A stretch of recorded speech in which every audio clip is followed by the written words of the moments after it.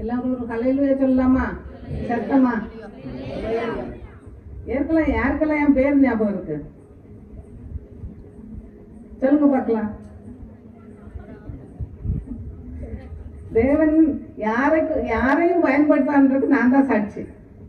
யாரை கொண்டும் தேவன் ஒரு கழுதை கொண்டாயிலும் பேசுவார்ன்ற மாதிரி இந்த கழுதை இன்னைக்கு இங்க கொண்டு நிறுத்தியிருக்காரு உங்க மத்தியில பேசுறது.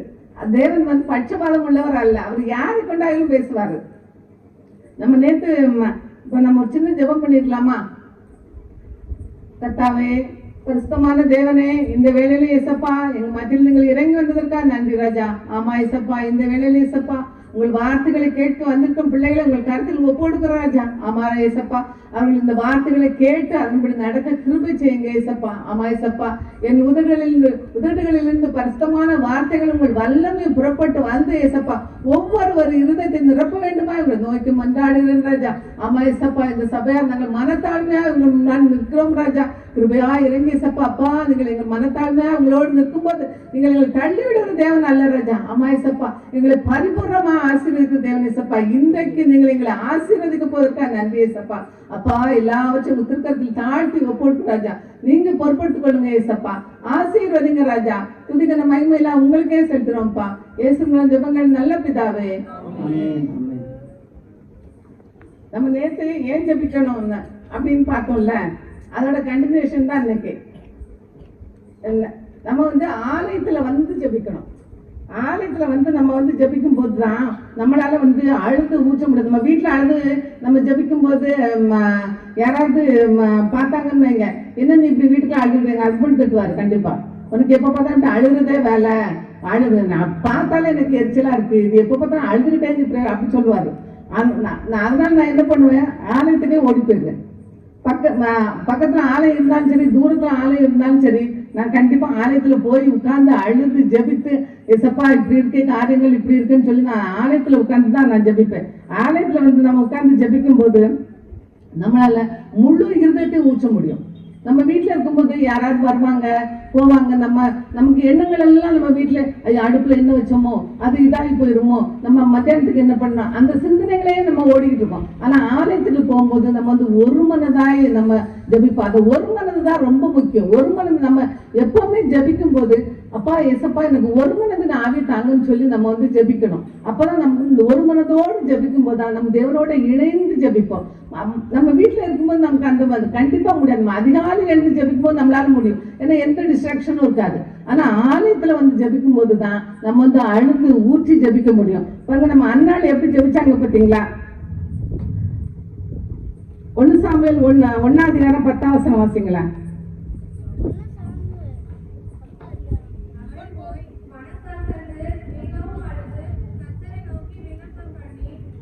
அடுத்த வருஷம் வாசிங்க.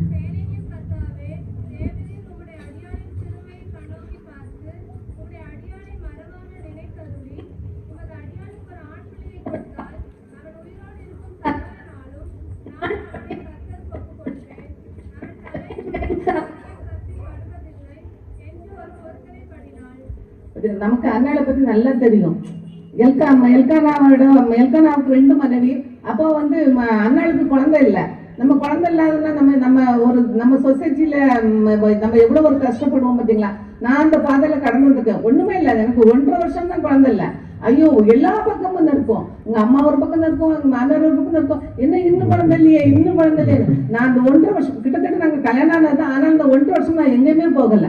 ஐயோ, எல்லாரும் ஏதாவது கேட்பாங்களோ, என்ன சொல்லுவாங்களோ அப்படின்னு பயந்து நான் ரொம்ப ஒடுங்கி போயிருந்தேன். எனக்கு அந்த வார்த்தை எனக்கு ரொம்ப தெரியும். ஏன்னா நான் அந்த பாதையில கடந்து போகும்போதுதான் நமக்கு அந்த வலிகள் புரியும். அப்போ அண்ணாள் அவங்க ரொம்ப நாள குழந்தை இல்லாம இருக்கு. ஏன்னா அவங்க சக்கரத்தி அவங்க 2 மனைவி, 2வது மனைவி அவங்கள ரொம்ப கேலி பேசினாங்க. அப்போ அவங்க எவ்வளவு ஒரு மன உளைச்சல் இருந்திருப்பாங்க. அப்ப கூட அவங்க பாருங்க, எல்கானா இன்னும் கேட்டா கணவன் நல்ல கணவன். அப்ப அண்ணாளுக்கு 2 பங்கு கொடுப்பாராம். அந்த அளவுக்கு அவர் நேசிச்சிருக்காரு. அப்படி கணவன் நேசிச்சா கூட அவங்க அவங்க மனைவி சொசைட்டிக்கு அவங்க பயந்துருக்கலாம், மற்றவங்க சொல்றது கேட்கலாம். அவங்களோட 2வது மனைவி எங்களை கேலி பண்றது அவங்களுக்கு ரொம்ப வருத்தமா இருந்திருக்கலாம். ஆனாலும் அவங்க ரொம்ப மனம் கசந்து அழுது ஆலயத்துல வந்து ஜெபிச்சாங்களாம். அப்ப ஆலயத்துல வந்து ஜெபிச்சப்போ ஏலி கூட கேட்டிருக்காரு, நீங்க வந்து நீ வந்து குடித்து வரித்திருக்கிறாயோ அப்படின்னு. அப்போ எந்த அளவுக்கு அவங்க மனதசத்தை அழுதுருப்பாங்க பாருங்க. அப்ப ஆலயத்துல வந்து அப்படி அழுது வந்து அவங்க பொருத்தனை வேற பண்ணாங்களாம். பொருத்தனை பண்ணி எனக்கு ஒரு ஆண் பிள்ளையை கொடுத்தா நான் வந்து சவரம் நிறுத்தி தலையில் படுவதில்லை, அதனால ஏசப்பா நீங்க எனக்கு எப்படியாவது ஒரு ஆண் குழந்தை தந்தே ஆகணும், நான் அந்த ஆண் குழந்தை உங்களுக்கு வந்து ஒப்பு கொடுப்பேன். இப்போ நம்ம அப்படிலாம் ஒப்பு கொடுத்தலாம் நம்ம பிரவர்த்தனை பண்ண முடியாது, நம்ம பண்ணவும் மாட்டோம். ஆனா நம்ம சின்ன சின்ன பொருத்தனைகள் பண்ணலாம். நம்ம நம்ம எந்த காரியங்கள் நம்மளால விட முடியாம இருக்கிறதோ சின்ன விஷயங்கள், நம்ம இந்த டிவி பார்க்குற நேரத்தை நம்ம பைபிள் வாசிக்கிறதுக்கு ஒதுக்கலாம்.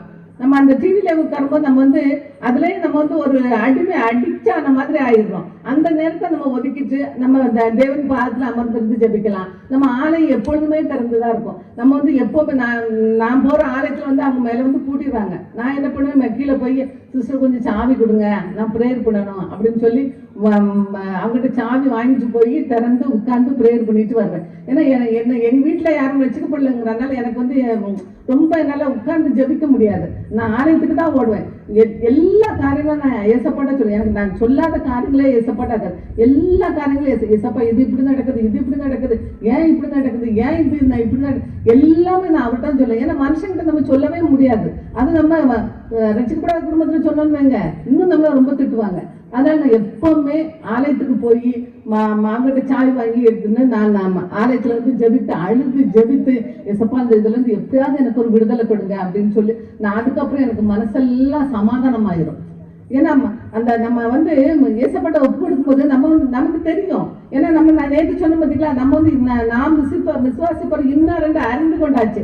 அப்ப நம்ம அறிந்து கொண்ட பிறகு நம்ம இவர்கிட்ட சொன்னா கண்டிப்பா நடந்துடும் அப்படின்ற விசுவாசம் நமக்கு வந்தாச்சு. அப்போ வந்த உடனே நம்ம வந்து அப்புறம் நம்ம வந்து அதை பத்தி குறித்து கவலையே படக்கூடாது. பாருங்க, அந்நாள் வந்து வருஷத்துக்கு ஒரு தடவை தான் ஆலயத்துக்கு வந்தாங்களாம். அப்போ ஆலயம் எவ்வளவு தூரத்துல இருந்திருக்கும் பாருங்க. ஆனா இன்னைக்கு நமக்கு தெருவுக்கு 2 ஆலயம் இருக்கு. ஆனா நம்ம வந்து ஆலயத்துக்கு போறோமா, ஆலயத்துக்கு சரி பார்க்கலாம் அப்படி சொல்றோம். ஆனா நம்ம வந்து ஆலயத்துக்கு போறது ரொம்ப முக்கியம். இன்னும் விசேஷமா ஆலயத்துக்கு நம்ம வந்து டைமுக்கு வரணும். நம்ம ப்ரேயர் பண்றோம்ல, ஏசப்பா இன்னைக்கு 7 மணி ஆராதனை ஆசீர்வதித்தாங்க ஏசப்பா இன்னைக்கு, அப்படிதானே நம்ம ஜெபம் பண்றோம். அப்ப நம்ம 7 மணிக்கு போறோமா, அப்ப நம்ம தேவன் நம்ம ஜெபத்தை கேட்டு 7 மணிக்கு வந்துருவாரு கண்டிப்பா. அப்புறம் நம்ம வர்றது 7:30 வரணும். அப்போ நம்ம வந்து யாரை காத்து வைக்கிறோம்? தேவாதி தேவனை காத்து வைக்கிறோம். நம்ம வந்து மனுஷங்களை காக்க வைக்கல, தேவாதி. நானும் ஆலயத்துக்குள்ள நான் முதல் ஆளா போயிருந்தேன். என் ஆலயத்துக்கு முன்னா லேட்டா போனதே கிடையாது. எனக்கு ஆலயத்துக்கு லேட்டா போறது பிடிக்காது. நான் அப்படியே ஆலயத்துக்கு போகும்போது நான் ஸ்டெப்பிங் பண்ணும்போது என்ன சொல்றேன் தெரியுமா, எசப்பா நான் தான் முதல்ல இருந்திருக்கேன், இன்னைக்கு எல்லா ஆசீர்வாதத்தையும் எனக்கே கொடுத்துருங்க, வேற யாருக்கும் கொடுக்க. நான் முதல்ல வந்துட்டேன் எசப்பா, நான் அப்படியே தான் ப்ரேயர் பண்ணுவேன். அது சிறுபிள்ளைத்தனமா என்னன்னு தெரியல, ஆனா எனக்கு அப்படிதான் தோணும். நான் முதல்ல வந்துட்டு எசப்பா எனக்கு மொத்த ஆசீர்வாதத்தை இன்னைக்கு எனக்கே கொடுத்துருங்க அப்படின்னு சொல்லி ப்ரேயர் பண்ணிட்டு நான் சில ஆலயத்துக்கு முன்னாடியே போனா போர் அடிக்கும். எனக்கு ஒரு நாள் அப்படி போர் அடிக்கல. நான் ஆலயத்துல போய் உட்கார்ந்தோட ப்ரேயர் பண்ண ஆரம்பிச்சிட்டேன். அப்படி கண்ணை மூடுவேன், ப்ரேயர் பண்ணுவேன். அது மாதிரி நான் ஆலயத்துக்கு சர்வீஸ் முடிஞ்சு நான் ஒரு நாள் நின்னதே கிடையாது. கடற்கரை நான் தான் முதல் நாளா எங்களுக்கு சர்ச்சில் கூட கேள்வி பண்ணாங்க. ஆனாலும் நான் முதல் நாள் நான் தான் இறங்கி வருது.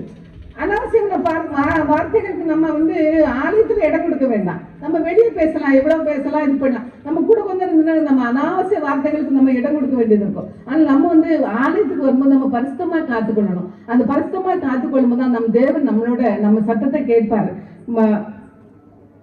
1:18 பாருங்க.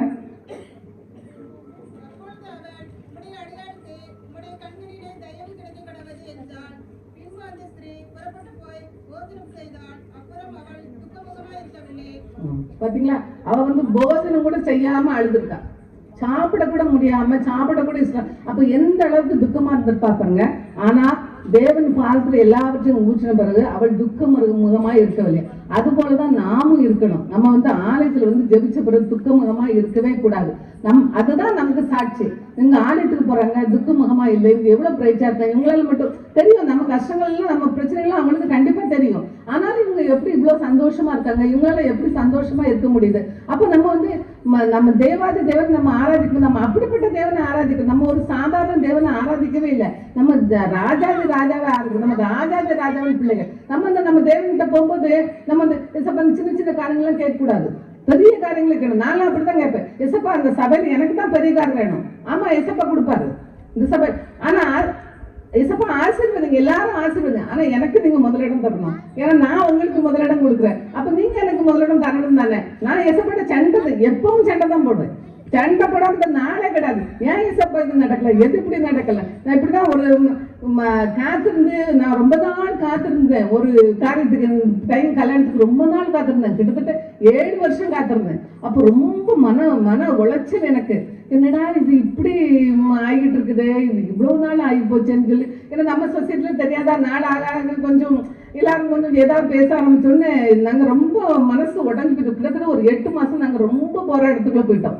அப்போ என்ன நினைச்சேன், ஏசப்பா நீங்க என் கூட இல்லையோ, அதனாலதான் நீங்க இதெல்லாம் நடக்குதோ, நீங்க என்னை விட்டு போயிட்டீங்கன்னு தான் நான் நினைக்கிறேன். இல்லைன்னா இதெல்லாம் நான் எப்பவுமே வச்சு அப்படிதான் சொல்லு, ஏசப்பா நீங்க என்ன விட்டு போயிட்டீங்களோ, நீங்க என்ன விட்டு போயிட்டீங்களோ அப்படியே தான் கேட்பேன். ஏன்னா நம்ம ஒரு தகப்பனோட பேசும்போது தான் பேசுறோம். நம்ம உட்கார்ந்து அப்படி ஏசப்பா அப்படி நம்ம பேசக்கூடாது. ஒரு தகப்பனோட பேசும்போது, ஒரு நண்பனோட பேசும்போது எப்படி பேசும், ஒரு ஃப்ரெண்டோட பேசும்போது எப்படி பேசும், இவ்வளவு சந்தோஷமா பேசுறோம். அது மாதிரிதான் ஏசப்பாட்ட கேட்கணும். சண்டை போட்டு கேட்கணும். நம்ம சண்டை போடுறதுக்கு நம்மகிட்ட ஏசப்பாட்ட நமக்கு உரிமை இருக்கு. நம்ம சண்டை போட்டு கேட்கணும். நான் அப்படிதான் அவர்கிட்ட சண்டை போட்டு, ஏசப்பா ஏன் இப்படி நடக்குது, எதுக்கு நான் இப்படி. நாங்க ரொம்ப மன உளைச்சல்ல இருக்கும்போது எங்க வீட்டுக்கு ஒரு ரிலேஷன் வந்தாங்க. அவங்க சொன்னாங்க, நாங்கெல்லாம் ஒரு 2 தேங்காய், அவங்க ஹிந்து, அவங்க சொன்ன நாங்களாம் ஒரு 2 தேங்காய் கட்டி போட்டு பிள்ளைகளுக்கு கல்யாணத்தை முடிச்சிடும். 2 தேங்காயை நாங்க பொருத்தனை பண்ணி கட்டி போட்டா கல்யாணம் முடிஞ்சிடும். நீங்க என்ன இத்தனை வருஷம் இப்படி இழுக்கிறீங்க அப்படின்னு. எனக்கு அந்த அன்னைக்கு தான் நான் ரொம்ப வருத்தப்பட்டேன். நிறைய பேசாம போனேன், கதவு பூட்டிட்டு, ஏசப்பா அப்ப நீங்க யாரு, நாங்க எப்போ உங்களை ஜீவனுள்ள தேவன் ஆராதிக்கிறோமோ, அப்ப ஜீவனுள்ள தேவன் எங்க, எனக்கு நீங்க இன்னைக்கு பதில் சொல்லியே ஆகணும். நான் உங்களை விட்ட போறது இல்லை. என்ன ஆனாலும் சரி, நீங்க அவங்க கேட்ட கேள்விக்கு எனக்கு இன்னைக்கு பதில் சொல்லியே ஆகணும். நான் அன்னைக்குதான் நான் ரொம்ப போராடி செபிச்சேன். ஏசப்பா நீங்க முடிவு, இதுக்கு மேல என்னால தாங்க முடியாது. நீங்க என்ன பண்ணீங்களோ ஏது பண்ணீங்களோ எனக்கு தெரியாது, ஆனா இதுக்கு மேல என்னால தாங்க முடியாது அப்படின்னு சொல்லி நான் ரொம்ப ஜெபிச்சேன். எனக்கு அந்த வார்த்தைகள் ரொம்ப எனக்கு கஷ்டமா இருந்துச்சு. நம்ம ஜீவனுள்ள தேவனை ஆராதிக்கிறோமே, அப்புறம் ஏன் இப்படி எல்லாம் நடக்குது அப்படின்னு. ஆனால் நம் தேவன் நம்மளை காத்திருக்கு ஜபிக்கும் போது நம்ம சொல்லல, காத்திருக்கிறது இருதயத்தை இழைக்க பண்ணும், விரும்பின தரும்போது அது ஜீவ வீழ்ச்சமும் இருக்குன்னு சொல்லும் பார்த்தீங்களா. ஆனா என் தேவன் என்ன பண்ணாரு கேட்டீங்களா, எங்க சந்ததியிலே அப்படி ஒரு கல்யாணம் நடக்கல. அப்படி ஒரு கல்யாணத்தை பண்ணி கொடுத்தாரு, அப்படி ஒரு நல்ல மகளை கொடுத்தாரு, அப்படி ஒரு நல்ல குடும்பத்தை கொடுத்தாரு. அப்படி ஒரு, நான் இப்பவும் சொல்றேன் சாட்சியா, நான் காத்திருந்ததுக்கு என் தேவன் எவ்வளவு பெரிய பலனை கொடுத்தாரு. நம்ம காத்திருக்கும் போது நம்ம வருத்தமே படக்கூடாது. ஏன்னா காத்திருக்கிறது நம்ம அவரு பாதத்தில் நம்ம இருக்க காத்திருக்க நம்ம அவர்கிட்ட நம்ம நெருக்கமா போயிடுவோம். ஏசப்பா ஏன் நடக்கல ஏசப்பா நீங்க மட்டும்தான் சொல்லும்போது அப்படியே நெருக்கமா அப்படியே அவர்கிட்ட போயிடும். அப்படியே அவர்கிட்ட சரண்டர் ஆயிடும். எந்த காரியமானாலும் நம்ம ஞாயிற்று எழுப்புனா கூட நான் 2 கை நிற்க, ஏசப்பா ஓய்வு நாளுக்காக சோத்திரம், ஓய்வு நாள்ல அற்புதம் அப்படியே தான் சொல்லுவேன். ஓய்வு நாள்ல அற்புதம் கேட்கணும். நம்ம ஓய்வு நாள்ல அற்புதம் செய்ய தேவன் நம்ம ஓய்வு நாள்ல செய்தாருல்ல. அப்ப நம்ம ஓய்வு நாள்ல ஓய்வு இருக்கோம் அப்படிலாம் நம்ம நினைக்க கூடாது. ஓய்வு நாள்ல எனக்கு அற்புதம் செய்யுங்க அப்படிதான் நம்ம அவரை கேட்கணும். அப்படி நம்ம கேட்கும் போது அவர் நம்மளால் எனக்கு அப்படி செய்திருக்காரு. ஓய்வு நாள்ல நான் ஒரு பெரிய பிரச்சனையில் இருக்கும்போது அந்த ஓய்வு நாள்ல எந்த கவர்மெண்ட் ஆபீஸும் திறக்காது, எதுவும் திறக்காது. ஆனா என் தேவன் கவர்மெண்ட் ஆபீஸை திறக்க வச்சு எனக்கு அது முழுவதும் விடுதலை வாங்கிவிட்டேன். அதுல இருந்து எனக்கு ரொம்ப அந்த ஓய்வு நாள் நான் ரொம்ப சந்தோஷமாயிருவேன். ஏன்னா இன்னைக்கு ஓய்வு நாள், இன்னைக்கு எப்படியாவது கண்டிப்பா அற்புதம் நடக்கும். கண்டிப்பா ஏசப்பா நீங்க ஓய்வு நாளுக்கு தேவனா இருக்க முடியாது சோத்திரம். ஓய்வு நாள் தான் நம்ம எல்லா நாளோட நான் ஓய்வு நாள் ரொம்ப சந்தோஷமா இருப்பேன். ஏன்னா ஓய்வு நாளே அற்புதங்கள் செய்வாரு. அதனால நம்ம எப்பவுமே நம்ம ஓய்வு நாள் தானே, அப்படி நம்ம ஓய்ஞ்சிருக்க அவசியம் இல்லை. நம்ம காலையில ஆலயத்துக்கு வந்துடணும். கண்டிப்பா எந்த ஒரு சூழ்நிலை ஆனாலும் நம்ம ஆலயத்துக்கு வந்துடணும், முதல் ஆளா வந்துடணும். ஏன்னா நம் தேவன் நமக்காக காத்திருக்காரு. மனுஷனுக்கு காத்திருக்கிறது நமக்கு பிரச்சனையே இல்லை, நம் தேவன் காத்திருக்க. ஆனா நம்ம ஆலயத்துக்கு சரியான நேரத்துல சரியா நம்ம அந்த ஆராதனையில கலந்து. எனக்கு இந்த ஆராதனை மிஸ் பண்ணாலே பிடிக்காது. அந்த ஆராதனை தான் ரொம்ப எனக்கு ரொம்ப பிடித்த இது. எனக்கு ஆலயத்துல எனக்கு ஆராதனை தான் ரொம்ப பிடிக்கும். கண்டிப்பா நான் அந்த ஆராதனைக்கு போயிடுவேன். ஆராதனைக்கு நம்ம போகும்போது தான் நம்ம தேவனோடு உறவாட முடியும். அவங்க பாடல் பாடும்போது அவர்களோட சேர்ந்து நம்ம பாடும்போது அப்படியே நம்ம தேவனோட ஒரு ஒன்றி போய் நம்ம தேவன் நம்ம இவ்வளவு தூரம் சின்ன பிறகு நம்ம உலக பிரகாரமா தாப்பன பாருங்களேன். நம்ம தேவன் என்ன சொல்றாரு, நீ அப்பத்தை கேட்டால் பாம்பை கொடுப்பாயோ. அப்ப நீ ஒரு உலக பிரகாரமான தகப்பனே நீ இவ்வளவு கொடுக்கும் போது நான் எப்படி இருப்பேன்? அப்படித்தானே அவர் நம்மகிட்ட கேட்கிறாரு. அப்ப நம்ம எந்த அளவுக்கு நம்ம அவர்கிட்ட கேட்கணும். கேட்கணும், கண்டிப்பா கேட்கணும். கேட்கும்போது கேட்கிற எவனும் பெற்றுக்கொள்கிறான்னு சொல்லப்பட்டிருக்குல்ல, அது மாதிரி நம்ம கேட்கணும். அவங்க கேட்கும் போதுதான் அவர் நம்மள தர வல்லவரா இருக்கிறாரு. நம்ம சும்மா ஏனோ தானு ப்ரேயர் பண்ணக்கூடாது. எப்படி ஜபிக்கணும் அப்படின்னு சொல்லி நம்ம வந்து ஒவ்வொரு அந்த ஆலயத்துல வந்து நம்ம பொருத்தனை பண்ணும்போது ரொம்ப அப்படி பொருத்தனை அப்படி இல்லை, அந்த பெரிய காரியங்களை நம்ம கொடுக்கணும் அவ்வளவு கொடுக்கணும் அப்படி கிடையாது. நம்ம சின்ன சின்ன காரியங்களை எசப்பா இது எனக்கு ஒரு நமக்கு தெரியும். நம்ம நல்லா அனலைஸ் பண்ணிவிட, மற்றவங்க நம்மளை அனலைஸ் பண்ணிவிட நம்ம நல்லா அனலைஸ் பண்ண முடியும். அப்போ வந்து நம்ம எசப்பாட்ட கேட்கணும், எசப்பா இது தப்புன்னு எனக்கு நல்லா தெரியுது, ஆனா இதை விட்டுறேன், நீங்க எனக்கு இந்த காரியத்தை செஞ்சு கொடுங்க, நான் இதை விட்டுறேன் அப்படின்னு சொல்லி நம்ம வந்து பொருத்தனை பண்ணி அவர்கள் ஜபிக்கும் போது கண்டிப்பா அவர் நம்ம ஜபித்துக்கணும். அவர் பட்சபாதம் உள்ள தேவன் அல்லவே, அப்படித்தானே கொடுத்து பட்சபாதம் உள்ள தேவன் அல்லவே. அவர் யார் கேட்டாலும் கொடுப்பாரு. நீங்க இல்ல நான் இல்ல, யார் கேட்டாலுமே குப்பையிலிருந்து எளியவனை குப்பையிலிருந்து உயர்த்துக்கிற தேவன். அதனால அவர் யார் கேட்டாலும் அவரால் மறுத்து சொல்லவே முடியாது. அது அவரோட பிள்ளைகள்னா அவருக்கு ரொம்ப இஷ்டம். இஸ்ரவேலை ஆசீர்வதிப்பதே கர்த்தருக்கு பிரியும். அதனால அவர் நம்மளை ஆசீர்வதிக்காம விடவே மாட்டார். அதனால நம்ம எப்பொழுதும் ஆலயத்துக்கு வந்து நம்ம பொருத்தனை பண்ணி நம்ம காரியங்கள் என்னென்ன காரியங்கள் எல்லாரும் அவங்களுக்கு ஒவ்வொரு பிரச்சனை இருக்கும். பிரச்சனை இல்லாத மனுஷங்க யாருமே இல்லை. ஆனாலும் நம்ம தேவனின் பார்த்து எல்லாத்தையும் ஒப்பு கொடுத்துடும் போது அவருக்கு எல்லாத்தையும் பார்த்து பாரு, நம்ம வந்து துக்கமுகமா இருக்க தேவையில்லை.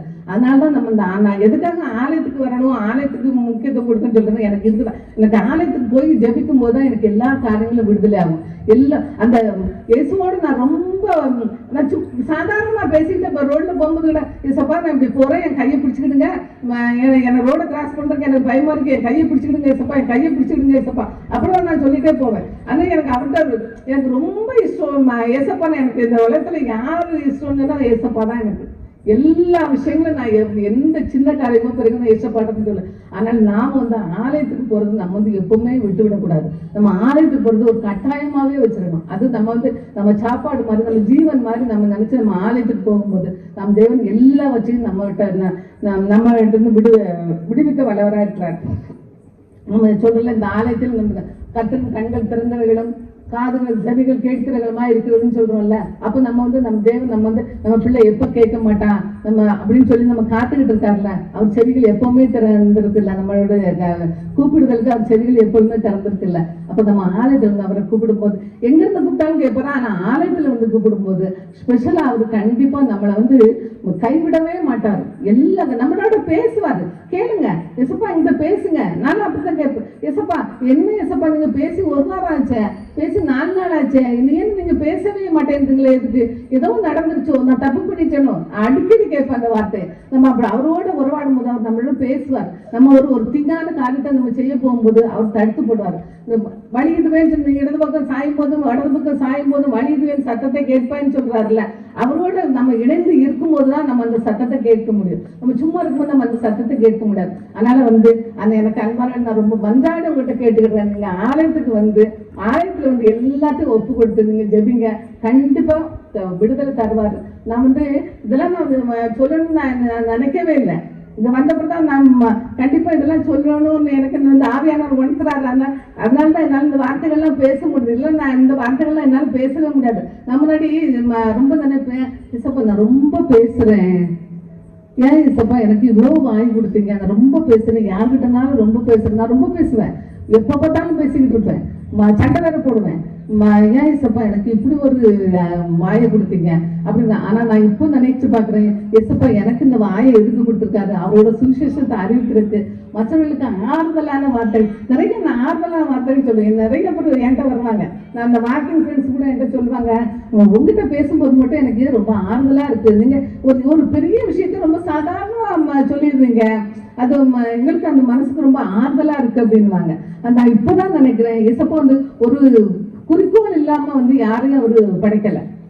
எல்லாரும் உங்களை எல்லாரையும் குறித்து அவருக்கு ஒரு குறிக்கோள் இருக்கு. நம்மளை எந்தெந்த காரியத்துக்கு பயன்படுத்தணுமோ அந்தந்த காரியத்துக்கு கண்டிப்பா நம்ம யாருமே எல்லாருமே அவரோட படைப்பு. அவர் தான் நம்மளை படைச்சிருக்காரு, உள்ளங்கையில வரைந்து வைத்திருக்கிறேன் அப்படின்னு இருக்காருல்ல. அப்போ வந்து அவர் கண்டிப்பா நம்மளை எப்படி விட முடியும். எல்லாருக்கும் இப்ப நீங்க கேட்கும் போது கொடுக்கணும், நான் கேட்கும் போது கொடுக்கணும், எல்லாரும் கேட்கும் போது அவர் கொடுக்க வல்லவர் தானே. அதனால கண்டிப்பா அவர்கிட்ட வந்து நம்ம கேட்கும் போது அவர் கண்டிப்பா தருவார். அதனால எல்லாரும் வந்து ஆலயத்துக்கு ஜெபிக்க வேண்டுமா அவங்களை நோக்கி நான் கேட்டுக்கிட்டேன். அடுத்து வந்து நம்ம விசுவாசத்தோடு ஜெபிக்கணும்.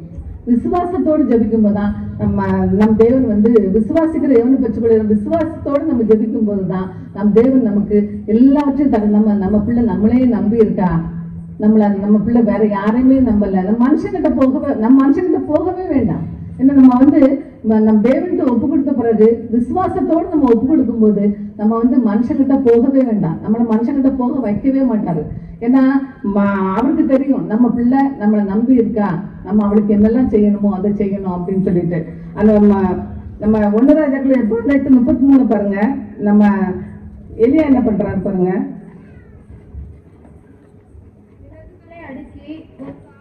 சந்து சந்து துண்டித்து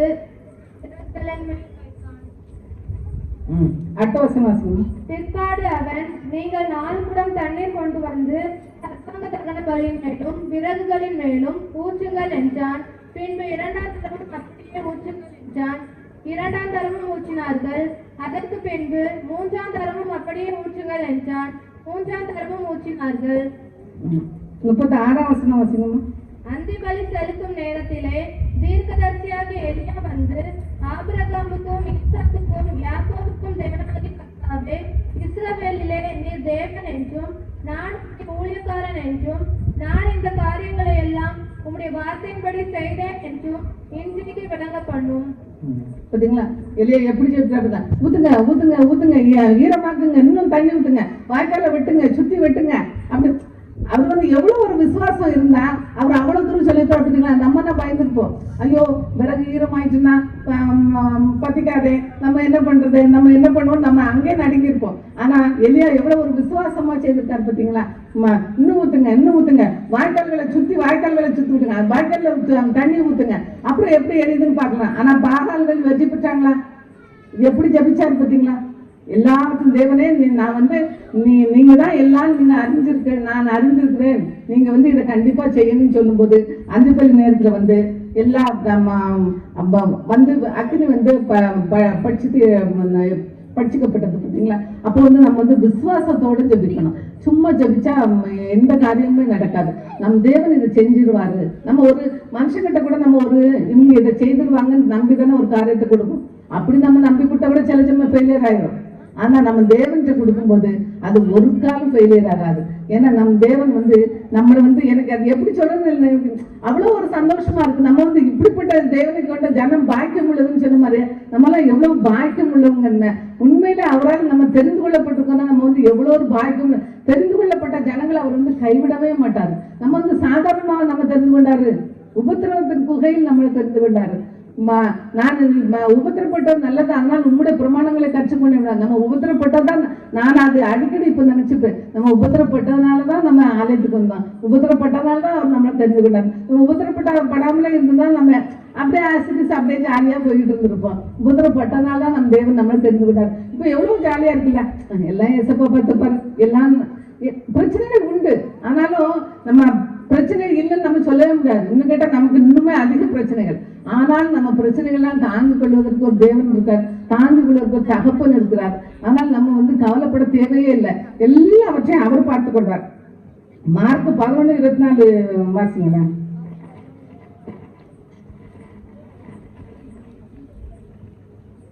ஆதலால் நீங்கள் ஜெபம் பண்ணும் போது எவைகளை கேட்டுக்கொள்வீர்களோ அவைகளை பெற்றுக் கொள்வோம் என்று விசுவாசியுங்கள், அப்பொழுது அவைகள் உங்களுக்கு உண்டாகும் என்று சொல்லுகிறேன். பாத்தீங்களா, நம்ம வந்து விசுவாசத்தோடு ஜெபிக்கும், நம்ம எவைகளை கேட்கிறோமோ எல்லாவற்றையும் கொடுப்பாராம்.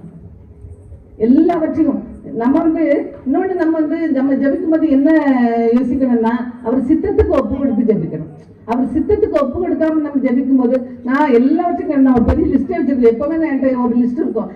இது இப்படி நடக்கல, இது இப்படி நடக்கல, இது இப்படி நடக்கல, எல்லாத்தையும் சொல்லி முடிச்சுட்டு கடைசியில் ஒரு வார்த்தை சொல்லுவேன், இசப்பா இதெல்லாம் நான் ஆசைப்படுறேன், ஆனால் நான் ஆசைப்பட்டேங்கிறதுக்காக எனக்கு எல்லாத்தையும் கொடுத்துடாதீங்க.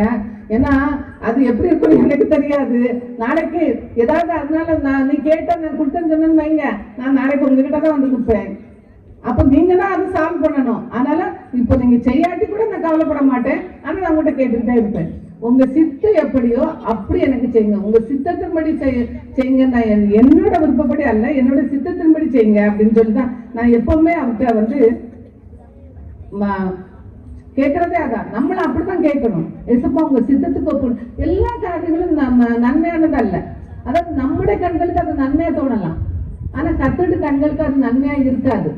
அப்ப நம்ம அவரோட சித்தத்துக்கு ஒப்பு கொடுக்கும்போது அவர் நம்ம பிள்ளைக்கு இது நல்லது இல்லை அப்படின்னு அதை அப்படியே எடுத்து போட்டுருவாங்க. நமக்கு கஷ்டமா தான் இருக்கும். ஐயோ நம்ம இவ்வளவு தூரம் ஜபிச்சோம், இவ்வளவு தூரம் செய்தோம், இதுக்காக நம்ம எவ்வளவு பிரயாசப்பட்டோம், இது நம்ம கை நழுவி போயிடுச்சு அப்படின்னு நம்ம யோசிப்போம். ஆனா நம்ம அப்படி யோசிக்கவே கூடாது. நான் உங்கள்கிட்ட அதை திரும்பவும் நான் உங்கள்கிட்ட மன்றாடி கேட்கிறேன், தயவு செய்து அப்படி மட்டும் நினைக்காதீங்க. ஏன்னா நம் தேவன் நமக்கு எது நன்மையோ அதை தான் செய்வாரு. நம்ம கெட்டது கேட்டா நமக்கு உடனே அவர் கெட்டதை கொடுக்குற தேவனே இல்லை. நம்ம உலக பிரகாரம் உலகத்துல இருக்கனால நமக்கு எல்லாம் ஆசையா தான் இருக்கும். ஏன்னா அவங்க பசங்க அப்படி இருக்காங்க, இவங்க பசங்க இப்படி இருக்காங்க, நம்ம பசங்க அப்படி இருக்காங்களே அப்படி நம்ம கண்டிப்பா நமக்கு தோணதான் செய்யும். ஆனாலும் நம் தேவன் அவங்கவுங்களே ஒரு குறிக்கோளோட படைச்சிருக்காரு. அந்த குறிக்கோள் நிறைவேற வரைக்கும் நம்ம தேவன் விட மாட்டார். ஏன்னா நம்ம தேவனின் பாதத்துல தேவன் செட்டைகளின் அடியில் இருக்கிறோம். சாதாரணமா கூட இல்லை, நம்ம அவருடைய செட்டைகளின் அடியில இருக்கோம். அப்போ கோழி குஞ்சு நம்ம எப்படி பாதுகாத்துக்கிறது? ஒரு சாதாரண ஒரு கோழி, அதுக்கு ஒரு 5 அறிவு தான், 6 அறிவு கூட கிடையாது. அது அதோட கோழிகளை குஞ்சுகளை எப்படி பாதுகாத்துக் கொள்ளுது? அப்ப நம் தேவனுடைய செட்டைகள் இருக்கும்போது நம் தேவன் நம்மளை எப்படியாய் பாதுகாத்துக் கொள்வார். அப்ப நம்ம ஒரு நம்பிக்கையோடு ஒரு விசுவாசத்தோடு நம் தேவன் செட்டைகள் அடியில் இருக்கிறோம், நம் தேவன் நம்மளை பார்த்துக் கொள்வார் அப்படின்னு நம்ம சந்தோஷமா இருக்கலாம். அது நம்ம எப்பவுமே உலக பிரகாரம் அதே நினைச்சிட்டேன்னா நம்ம எப்பவுமே சந்தோஷமா இருக்கவே முடியாது. ஏன்னா நம்ம எப்பவும் நமக்கு பிரச்சனைகள் இருந்து கொண்டே தான் இருக்கும். நம்ம இதெல்லாம் அவருக்கு செட்டைகளில் விட்டுட்டு நம்ம அவர் செட்டைகளில் இருக்கும்போது நம்ம கண்டிப்பா சந்தோஷமா தான் இருக்கும். அவர் பிள்ளைகளை ஒரு காலம் கைவிடுகிற தேவனே அல்ல. நான் ஒரு கதை படிச்சேன். அந்த ஒரு டாக்டர் வெளிநாட்டுக்கு அவருக்கு அவார்டு கொடுக்கறதுக்கு அனுப்புனாங்களாம். அப்போ அவர் அவார்டு கொடுக்கறதுக்கு போகும்போது அந்த டைமுக்கு போயிடணும் அப்படின்னு சொல்லிட்டு ரோடு வழியா போகாம குறுக்கு பாதையா போ அப்படின்னு சொன்னாராம். குறுக்கு பாதையா போய் சொன்ன போது நிறைய காத்து புயல்லாம் பயங்கரமா அடிச்சுதான், மழைலாம் அடிச்சுதான் மேற்கொண்டு அவங்களால கார்ல போக முடியல. அப்ப அந்த டாக்டர் என்ன பண்ணாரா, டிரைவர்கிட்ட, இப்ப காரை நிறுத்துப்பா, ரொம்ப குளிருது, ரொம்ப கஷ்டமா இருக்கு, எங்கேயாவது பக்கத்துல ஏதாவது வீடு இருந்தா இருக்குதா பாருப்பா அப்படின்னு சொன்னாராம். அப்போ அந்த டிரைவர் சொன்னாராம், தூரத்துல ஒரு வீட்டுல விளக்கு எரியுது, நம்ம அங்க போகலாம், ஏதாவது சூடா ஏதாவது கொடுப்பாங்க, நம்ம குடிச்சிட்டு கொஞ்ச நேரம் அங்க உட்காந்துட்டு இந்த காத்து மழை எல்லாம் பிறகு நம்ம போகலாம் அப்படின்னு சொல்லி கூட்டிட்டு போயிருக்காரு அந்த டிரைவர். 2 பேரும் போயிருக்காங்க. வீட்டுக்குள்ள போனோடனே ஒரு அம்மாவும் ஒரு பையனும் ஒரு பையன் படுத்திருந்திருக்கான். அப்போ அவங்க சொன்னாங்களா, ஏம்மா நீங்க ரொம்ப ஏழ்மையில இருந்த மாதிரி இருக்குத, என்னம்மா பண்றீங்க, உங்க பையன் என்ன பண்றான் அப்படின்னு கேட்டு இவங்க எல்லாம் டீ எல்லாம் கொடுத்து குடிச்ச உடனே அவங்க அப்படி கேட்ட உடனே இவங்க சொன்னாங்களா, என் பையனுக்கு உடம்பு சரியில்லை டாக்டர் ரொம்ப சொல்லிட்டு அந்த டாக்டரோட பேரை சொல்லிட்டு இந்த டாக்டர்கிட்ட போனா சரியாயிரும்னு சொல்றாங்க.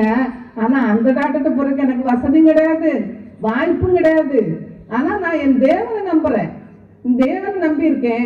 நான் தேவனை மட்டும் நான் நம்பியே இருக்கேன். அவரை மட்டும் நான் ஒரு நாள் கைவிட மறக்கவே மாட்டேன். நான் அவர்கிட்ட கேட்டுக்கிட்டே இருக்கேன். என் தேவன் எனக்கு நன்மையானதை மாத்திரம் தர்றான்னு சொன்னாராம். அப்ப அந்த டாக்டர் சொன்னாராம், அம்மா நான் தான் அந்த டாக்டர், பாத்தீங்களா உங்க தேவன் என்ன உங்க வீட்டுக்கே கூட்டிட்டு வந்துட்டாரு அம்மா அப்படின்னு சொல்லி அந்த டாக்டர் எல்லா செலவும் அவரே பண்ணி அப்புறம் காத்து மழைலாம் அடங்கிச்சா அப்புறம் போனாரு.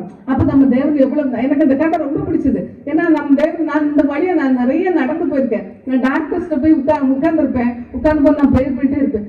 இப்ப நான் டாக்டர்கிட்ட உட்கார்றதா, நான் உங்க பிள்ளை, உங்க தலைமுறை குணமானேன்னு சொல்றீங்க, ஆனா நான் டாக்டர்கிட்ட வரக்கூடாது, யாருக்காவது துணைக்கு வரேன். நான் டாக்டர்கிட்ட போய் எனக்கு உடம்பு சரியில்லை நிற்க கூடாது ஏசப்பா, நான் யாருக்காவது துணைக்கு போறேன், ஆறுதலுக்கு போறேன், அது அப்படி என்ன யூஸ் பண்ணுங்க. ஆனா நான் போக கூடாது ஏசப்பா, நீங்க நான் உங்க பிள்ளை அப்படி, நான் எப்பவும் அப்படியே இருந்தாங்க. தேவன் இதுவரைக்கும் நான் அப்படிதான் நடத்திட்டு வர்றாரு. நான் ஒரு கால் இப்படி போய் அனாவசியமான தான் ஒரு கால் பண்ணல, ஆனாலும் அவன் தேவன் எந்த டாக்டர்கிட்ட இருந்தா அந்த டாக்டர் நம்ம கண்ணில் காமித்தார்.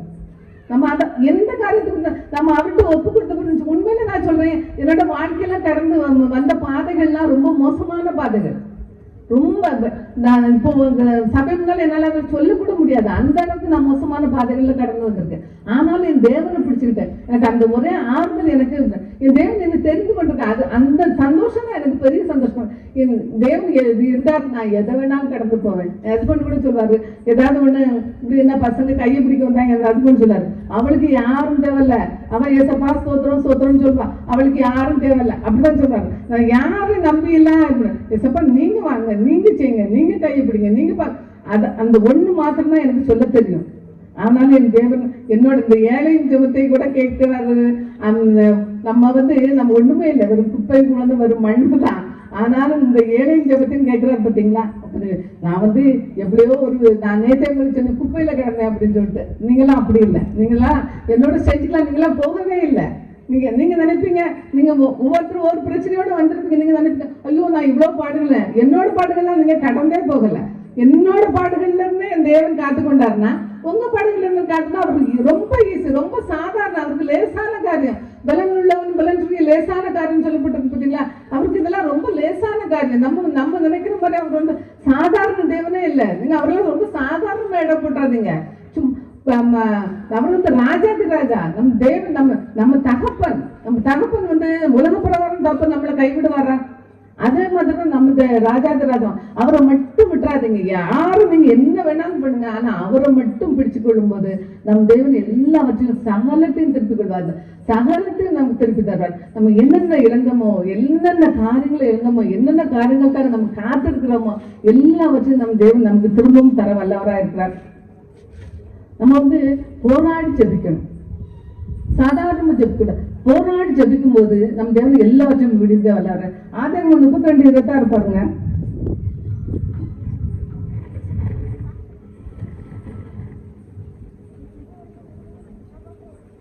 நான் போகட்டும், பொழுது விடுகிறது என்றார். அதற்கு அவன், நீர் என்னை ஆசீர்வதித்தால் ஒழிய உம்மை போக விடேன் என்றான். அடுத்த வசனம் வாசிங்கம்மா. அவர், உன் பெயர் என்ன என்று கேட்டார். யாக்கோபு என்றான். அப்பொழுது அவர், உன் பெயர் இனி யாக்கோபு எனப்படாமல் இஸ்ரவேல் எனப்படும், தேவனோடும் மனிதரோடும் போராடி மேற்கொண்டாயே என்றார். நம் தேவன் ராத்திரி முழுசும் போராடி இருக்காரு. நம்ம எனக்காக ராத்திரி முழுசும் போராடி ஜெபிச்சிருக்கோமா? நம்ம நம்ம பிரச்சனைகள் இருந்தா கூட உட்காந்து இப்படி தூக்கம் வந்துடும். நம்ம போராடி என்னைக்கா நைட்டு ஃபுல்லா முடிச்சிருந்து பாருங்க. யாக்கோபு நைட்டு ஃபுல்லா முடிச்சிருந்து எதுக்கு எப்படி போராடி இருக்காரு பாருங்க. நீர் என்ன ஆசீர்வதித்தால் நான் உண்மை போக விட. அவன் வேற ஒண்ணும் கேட்கல. ஆசீர்வாதம் வந்துருச்சுன்னா மொத்தமும் வந்துருச்சு, வேற எதுக்குமே நம்ம தேவையில்ல. அது வேண்டிய மொத்தமும் எல்லாமே மொத்தமா சேர்ந்து வந்துருச்சு. அப்ப அவரு எவ்வளவு ஒரு ஞானமா போராடி கேட்டுருக்காரு பாருங்க. அந்த போராட்டம் கூட நமக்கு வேணும். நம்ம ஜபிக்கும் போது போராடி ஜபிக்கணும். இசப்பா இதை நீங்க ஆசீர்வதித்தால் நான் உண்மை போக விடன்னு சொல்லி யாக்கோபு சொல்லும் போது அவர் பாருங்க, அவன் உன் பேர் என்ன என்று யாக்கோபு கேட்டான். யாக்கோபுனா என்ன அர்த்தம் சொல்லுங்களா? அந்த எத்தனுக்கு அவர் என்ன பேர் வச்சிருக்காரு பாருங்க. இனி நீங்க யாக்கோபு என்னப்படாமல் இஸ்ரவேல் என்னப்படுவார். நம் தேவன் பேர் விடுறாரு. குழந்தை பிறந்தாச்சு, ஆசீர்வதிச்சாச்சு, பேரும் வச்சாச்சு. அப்ப நம்ம தேவன் எவ்வளவு நல்ல தேவன். நம்ம ஆசீர்வதிச்சு பேர் வச்சு எல்லாம் பண்ணி கொடுத்து எல்லாம் இது பண்ணலாம். அப்ப அதுக்கு நம்மளை தகுதியா மாற்றிக்கொள்ளணும். அதுதான் ரொம்ப முக்கியம். நம்ம போராடி ஜெபிக்கணும். ஒரு நேரம் அவரை விடவே கூடாது. அவர் அப்படித்தானே சொல்றாரு, என்னை விட்டு என்ன எப்பமா கட்டளை இடுங்கள், எனக்கு கட்டளை, உங்க பிள்ளைகளை குறித்து எனக்கு கட்டளை இடுங்கள் சொல்றாரு. அவர் நீங்க சும்மா இருங்கன்னு சொல்லவே இல்லையே. எனக்கு கட்டளை இடுங்கள், எனக்கு கட்டளை இடுங்கள், நான் செய்யறேன்னு சொல்றாரு. அப்ப நம்ம கட்டளை இடல. யாக்கோபு போல நம்ம ஆசீர்வதித்தாலும் நான் நீர் என்ன ஆசீர்வதித்தால் நம்ம போக விடேன்னு சொல்லி நம்ம பிடிச்சுக்கிறணும். அப்பதான் அவர் நம்மள பேரை கூட மாத்துவாராம். என்ன பேர் வரதில்லை, நமக்கு எல்லாருக்கும் ஒரு பேர் வச்சிருப்பாரு. ஒரு நாளைக்கு நம்ம போய் அவர் முன்னாடி நிற்கும் போது நம்மளெல்லாம் வேற பேர் சொல்லி தான் கூப்பிடுவாரு. ஏன்னா உலக பிரகாரம் இந்த பேரெல்லாம் சரியில்லை, அதனால உங்களுக்கு வேற பேர் சொல்லி கொடுன்னு தான் கூப்பிடுவாரு. நம்ம ஒரு நாள் எல்லாரும் பரவாயில்ல நிற்கும் போது கண்டிப்பா நமக்கு பேரை மாத்தி தான் அவர் கூப்பிடுவாரு. அந்த அளவுக்கு நல்ல தேவன் நம் தேவன். ஆனால் நம்ம ஜெபத்துல நம்ம எப்பவும் தரித்திருக்கணும். ஏசாயா 32:14 வாசிங்களேன். பைபிள்ல எனக்கு ரொம்ப பிடிச்ச வசனம் இதுதான். 14:15 வாசிங்க. அரண்மனை பாழாக விடப்படும். ஜனம் நிறைந்த நகரம் வெறுமையாகும். மேடும் துருக்கமும் எஞ்சைக்கும் கெபிகளாகும். அவைகள் காட்டு கழுதைகள் கழிக்கும் இடமாயும் மந்தைகளுக்கு மேய்ச்சல் இடமாயும் இருக்கும். உலகத்திலிருந்து நம்மில் ஆவி ஊற்றப்படும் மட்டும் அப்படியே இருக்கும். அப்பொழுது வனாந்திரம் செழிப்பான வயல்வெளியாகும். செழிப்பான வயல்வெளி காடாக எண்ணப்படும். பாருங்க, நம்ம வந்து எல்லாமே அப்படி இருக்குமா? 15ஆம் வசனம் பாருங்க, உன்னதத்திலிருந்து நம்ம ஆவி ஊற்றப்படும் மட்டும் அப்படியே இருக்கும். அப்பொழுது வனாந்தரம் செழிப்பான வயல்வெளி ஆகும். பாத்தீங்களா? உன்னதத்திலிருந்து ஆவி நம்ம ஊற்றப்படும் மட்டும் அப்படியே நமக்கு வெறுமையா இருக்குமா? அந்த ஆவி ஊற்றப்பட்ட உடனே எல்லாமே செழிப்பாயிருமா? எனக்கு பைபிளே ரொம்ப பிடிச்ச வசனம் இதுதான். நான் எப்பவும் எசப்பா ஆவி ஊற்றப்படணும், என் மேல ஆவி ஊற்றப்படணும், ஆவி ஊற்றப்படட்டும். சும்மா வறுமையா ஜெபிச்சு என்ன எசப்பா ஆவி ஊற்றப்பட முடியாது. ஆவி வெண்மேல் ஊற்றுங்க. ஆவின் வரங்கள், நம்ம ஆவின் வரங்களை நம்ம தேவன்கிட்ட கேட்கணும். என்ன வரங்கள்? ஒவ்வொருவருக்கும் ஒவ்வொரு வரம் தருவாரு. நமக்கு என்ன வரம் தராது? எசப்பா நீங்க எனக்கு என்ன வரம் தரீங்க? சுகமாக்குற வரம் தரீங்களா? தீர்க்க தரிசனம் வரம் தரீங்களா? என்ன வரம் தரீங்க எசப்பா? அப்படி நம்ம ஜெபிக்கும் போது நம்ம அந்த ஆவின் வரங்களை நம்ம கேட்கணும். கேட்கும்போது நம்ம தேவன் நம்ம வந்து ஒரு நாளைக்கு அவரு நம்ம கேட்கறது தாங்க முடியாம சரி போ அப்படின்னு தந்துருவாரு. அது வரைக்கும் நம்ம கேட்கணும்.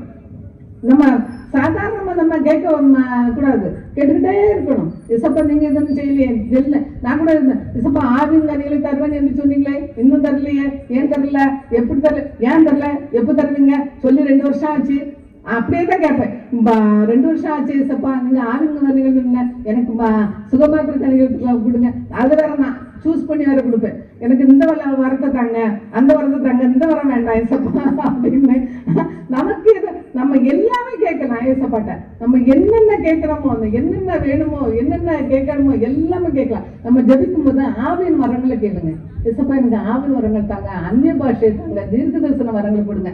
மற்றவர்களுக்கு எல்லாமே வரம் தான். நம்ம மற்றவர்களுக்கு ஒரு ஆறுதல் சொல்லும் போது அது ஒரு வரம், நம்மளுக்கு போதிக்கிற வரம். நம்ம மற்றவர்களுக்கு நம்ம சத்தியத்தை சொல்லும் போது நம்ம ஒரு போதிக்கும் போது அது ஒரு வரம். அந்த வரத்தை கேளுங்க. வரத்தை கேட்கும் போது நம் தேவன் நமக்கு தர வல்லவரா இருக்கிறார். நம்ம வந்து வரத்தை கேட்டு நம்ம ஜெபிக்கணும் கண்டிப்பா. அப்படி ஜெபிக்கும் போதுதான் நம்மளால வந்து தேவனோட இன்னும் அதிகமா உறவோட நம்மளால இருக்க முடியும். நம்ம வந்து ஊக்கமா ஜெபிக்கணும். ஊக்கமா ஜெபிக்கும் போதுதான் யாக்கோபு 17:18 வாசிங்க.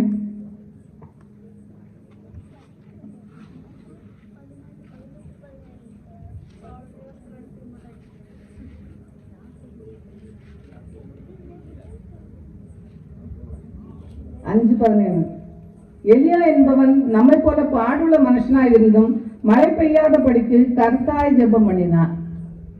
கர்த்தாய் ஜெபம் பண்ணினானா மழை பெய்யாதபடிக்கு. அப்பொழுது 3 வருஷமும் 6 மாதமும் பூமியின் மேல் மழை பெய்யவில்லை. 18ஆம் வசனம் பாருங்க. மறுபடியும் ஜெபம் பண்ணினான். அப்பொழுது 3 வருஷமும் 6 மாதமும் பூமியின் மேல் மழை பெய்யவில்லை. திரும்பவும் அவர் ஜெபிக்கும் போது திரும்பவும் மழை வந்துருச்சு. அந்த முதல்ல மழை வரல, அப்புறம் திரும்ப கரெக்டா ஜெபிக்கும் போது மழை வந்துச்சு. அப்புறம் நம்ம வந்து அது சொல்லப்பட்டிருப்பாங்க, நீதிமான் செய்யும் ஊக்கமான ஜெபம் மிகவும் பலனுள்ளதா இருக்குது. அப்ப நீதிமான் போது நம்ம வந்து கர்த்தருக்கு பிரியமா இருக்கணும். நம்ம நீதிமானா இருக்கிறதுக்கு நம்ம வந்து நம்ம வந்து மாம்ச பதில் நம்மளால கண்டிப்பா முடியாது.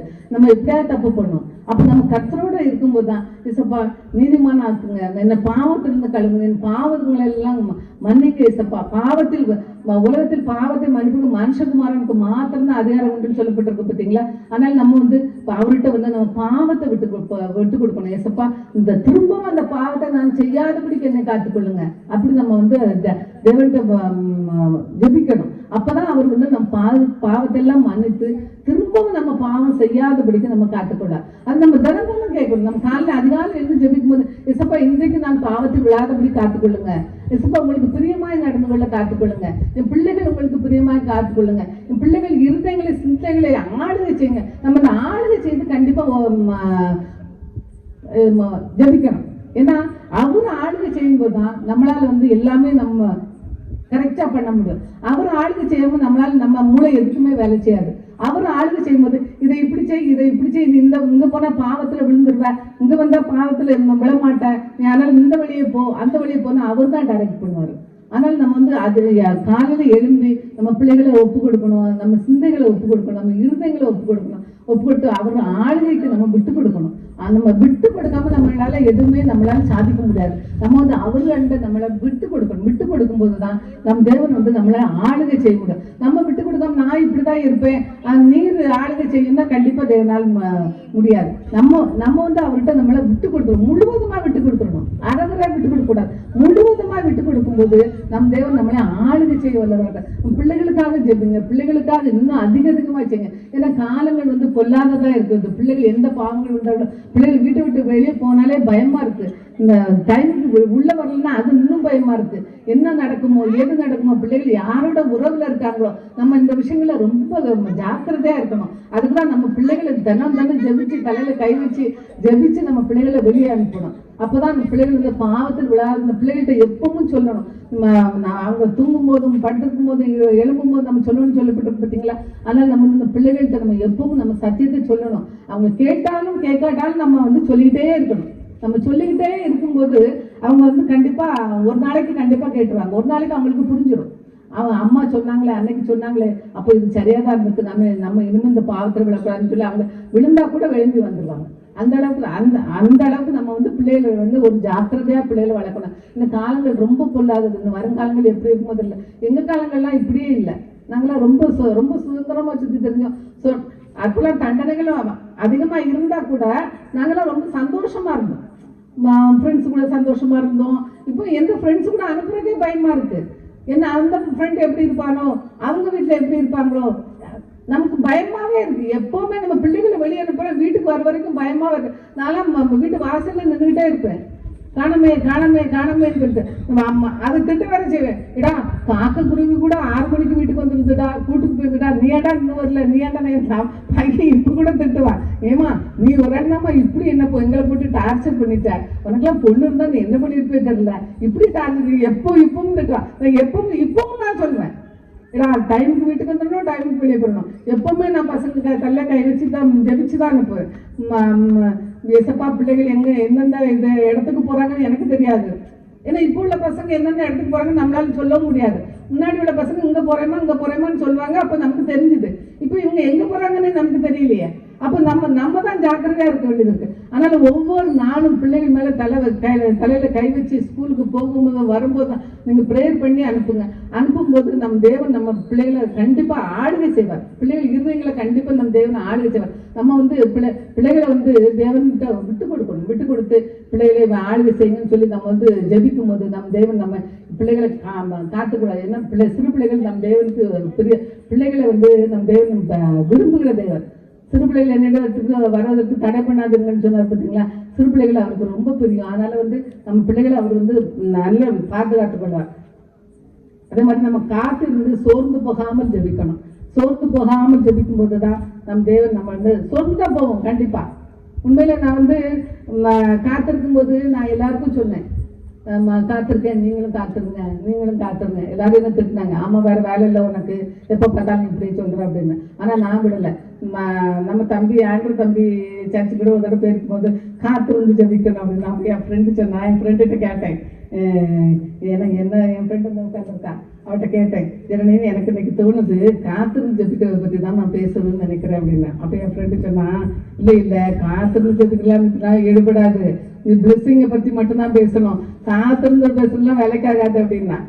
எனக்கு என்னவோ தோணுச்சு, இல்ல காத்திருந்து ஜெபிக்கிறத பத்தி தான் பேசணும் அப்படின்னு சொல்லி நானும் சுறுசுறுப்பா போயிட்டு காத்திருந்து ஜெபிக்கணும். காத்திருந்து ஜெபிக்கும் போது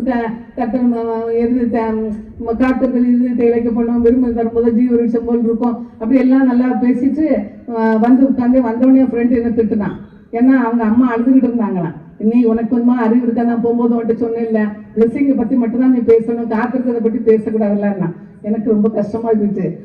ஐயோ என்னடா இது இப்படி, ஆமா அப்படிதான் செய்திருக்கும்போது. ஆனா அவட்ட நான் சொல்லல, சரி போ அப்படின்னு சொல்லிட்டு நான் வந்துட்டேன். ஆனா தினம் ப்ரேயர் பண்ணேன், இசப்பா நான் நீங்க சொன்னீங்க நான் இப்படி பேசிட்டு வந்துட்டேன், ஆனா என் ஃப்ரெண்டு சொல்றான் அவங்க அழுதாங்கன்னு சொல்றான், எனக்கு ரொம்ப பயமா இருக்கு ஏசப்பா. நான் இப்படி சொல்லிட்டு இருந்ததுனால அவங்க ரொம்ப வருத்தப்பட்டிருப்பாங்களோ. ஏசப்பா எப்படியாவது அவங்களுக்கு அவங்க காத்திருக்கிறதுக்கு கண்டிப்பா நீங்க ஒரு பலனை கொடுத்துருந்தேன். தினம் தினம் எனக்காக ப்ரேயர் பண்ண தினம் தினம் ப்ரேயர் பண்ணேன் ஏசப்பா. ஏன்னா என்னோட வார்த்தைகள் எதுவுமே என்ன தப்பா போயிடக்கூடாது, அந்த பயம் எனக்கு எப்பவுமே இருக்கும். ஏன்னா கர்த்தருடைய வார்த்தைகள் நம்ம சொல்லணும், நம்ம அனாவசியமான வார்த்தைகளை பேசக்கூடாது. கர்த்தர் நமக்கு என்ன சொல்றாரோ அதை தான் நம்ம சொல்லணுமே ஒழிய நம்ம வந்து மற்ற வார்த்தைகள் நம்ம வந்து ஒன்றையும் கூட்டவும் கூடாது, ஒன்றையும் குறைக்கவும் கூடாது. நம்ம அவர் என்ன சொல்றாரோ அதுதான். எனக்கு அது ரொம்ப நாள் நான் ப்ரேயர் பண்ணிட்டே இருந்தேன். ஒரு 3-4 மாசம் கழிச்சிச்சு ஒரு நாள் ரீனா போன் பண்ணா, அக்கா நான் கன்சீவ் ஆயிருக்கேன். எனக்கு ரொம்ப சந்தோஷம். அப்பா ஏசப்பா ஒரு ஜபத்தை கேட்டீங்க அப்படின்னு. அப்புறம் அவங்க தம்பி ஒய்ஃபுக்கும் குழந்தை இல்லையே, அதுங்களுக்கும் குழந்தை இருந்தா தானே ஏசப்பா, நான் போய் அவங்களுக்கு சொன்னதுல ஒரு பிரயோஜனம் இருக்கு, நான் காத்திருந்து ஜெபிங்க உங்களுக்கு அப்படின்னு அது மகிமையா முடியும்னு சொன்னனே ஏசப்பா. இன்னும் அவங்க தம்பிக்கு கூட குழந்தை இல்லை. அன்னைக்கு போன வாரம் தான் அந்த தம்பி போன் பண்ணி சொன்னா பையன் பிறந்திருக்காங்க. எனக்கு ரொம்ப சந்தோஷமா இருந்துச்சு. நம்ம தேவன் வந்து நம்மகிட்ட பேசுகிற தேவன். அவர் சொல்வாரு இதுதான் நம்ம பேசணும், இதுதான் இது பண்ணணும். நம்ம வந்து ஒரு ஃபிளவரி வேர்ட்ஸா நம்ம பேச தேவையில்ல, நம்ம அதிகாரத்தோடு நம்ம பேசலாம். ஏன்னா நம்ம எல்லாரும் நம்ம சகோதர சகோதரிகள். நம்ம வந்து உங்ககிட்ட வந்து நான் வந்து சும்மா ஏதோ வந்தேன் இன்னைக்கு உங்களை அம்மா ஆசீர்வதிப்பார் அப்படி இப்படி சொல்லிட்டு போனா வந்து அதுல ஒரு பிரயோஜனமே இல்லாம அந்த மெசேஜ்ல ஒரு பிரயோஜனமே இல்லாம. இப்போ நீங்க எல்லாம் என்ன யோசிப்பீங்க, அன்னைக்கு அவங்க சொன்னாங்களே அப்போ அப்படி நம்ம ஜெபிக்கலாமோ அப்படின்னு உங்களுக்கு தோணும். இந்த இப்படிதான் ஜெபிக்கணும் அப்படி சொன்னாங்களே, அப்ப நம்ம இன்னும் கொஞ்சம் அதிகமா ஜெபிக்கலாமோன்னு தோணும். அதனாலதான் நான் திரும்ப சகோதர திரும்ப மன்றாடி கேட்கிறேன், நீங்க போராடி ஜெபிங்க, காத்திருந்து ஜெபிங்க, அவர் பார்த்து அமர்ந்து ஜெபிங்க, எப்பவும் ஜெபிங்க, இடைவிடாமல் ஜெபிங்க, சோர்ந்து போகாமல் ஜெபிங்க. ஜெபிக்கிறதுக்கு நமக்கு பலன் இல்லாம போகவே நம்ம ஜெபிக்கிற ஜெபங்களுக்கு கண்டிப்பா பலன் உண்டு. அது 100%. நம்ம ஜெபிக்கிற ஜெபங்கள் ஒரு காலம் வீணா போகாது. நம்ம அப்படிப்பட்ட தேவனை நம்ம ஆராதிக்கல, நம்ம ஜீவனுள்ள தேவனை ஆராதிக்கிறோம். நம்ம ஏதோ அப்படி இப்படிலாம் நம்ம ஆராதிக்கல, நம்ம ஜீவனுள்ள தேவனை ஆராதிக்கிறோம். அப்ப நம்ம அவரு வந்து நமக்கு கண்டிப்பா செய்தே ஆகணும். அதனால வந்து நம்ம வந்து எப்பவுமே போராடி ஜெபிக்கணும், காத்திருந்து ஜெபிக்கணும். லூக்கா 18:7 வாசிங்க.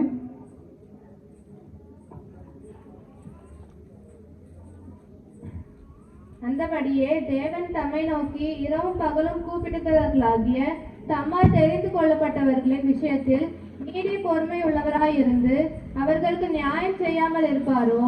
பார்த்தீங்களா, நீடிய பொறுமை உள்ளவராய் இருந்து அவர்களுக்கு நியாயம் செய்யாது இருப்பாரோ. அப்ப நம்ம தேவன் நீடிய பொறுமை தான். அப்ப நம்ம தேவன் நம்மகிட்ட இருந்து ஏதோ எதிர்பார்க்கிறாரு, அதான உண்மை. இப்ப இல்லாட்டி நம்ம கேட்ட உடனே நம்ம கொடுத்துட்டா அப்ப நம்ம இந்த வார்த்தைக்கு அர்த்தமே இல்லையா.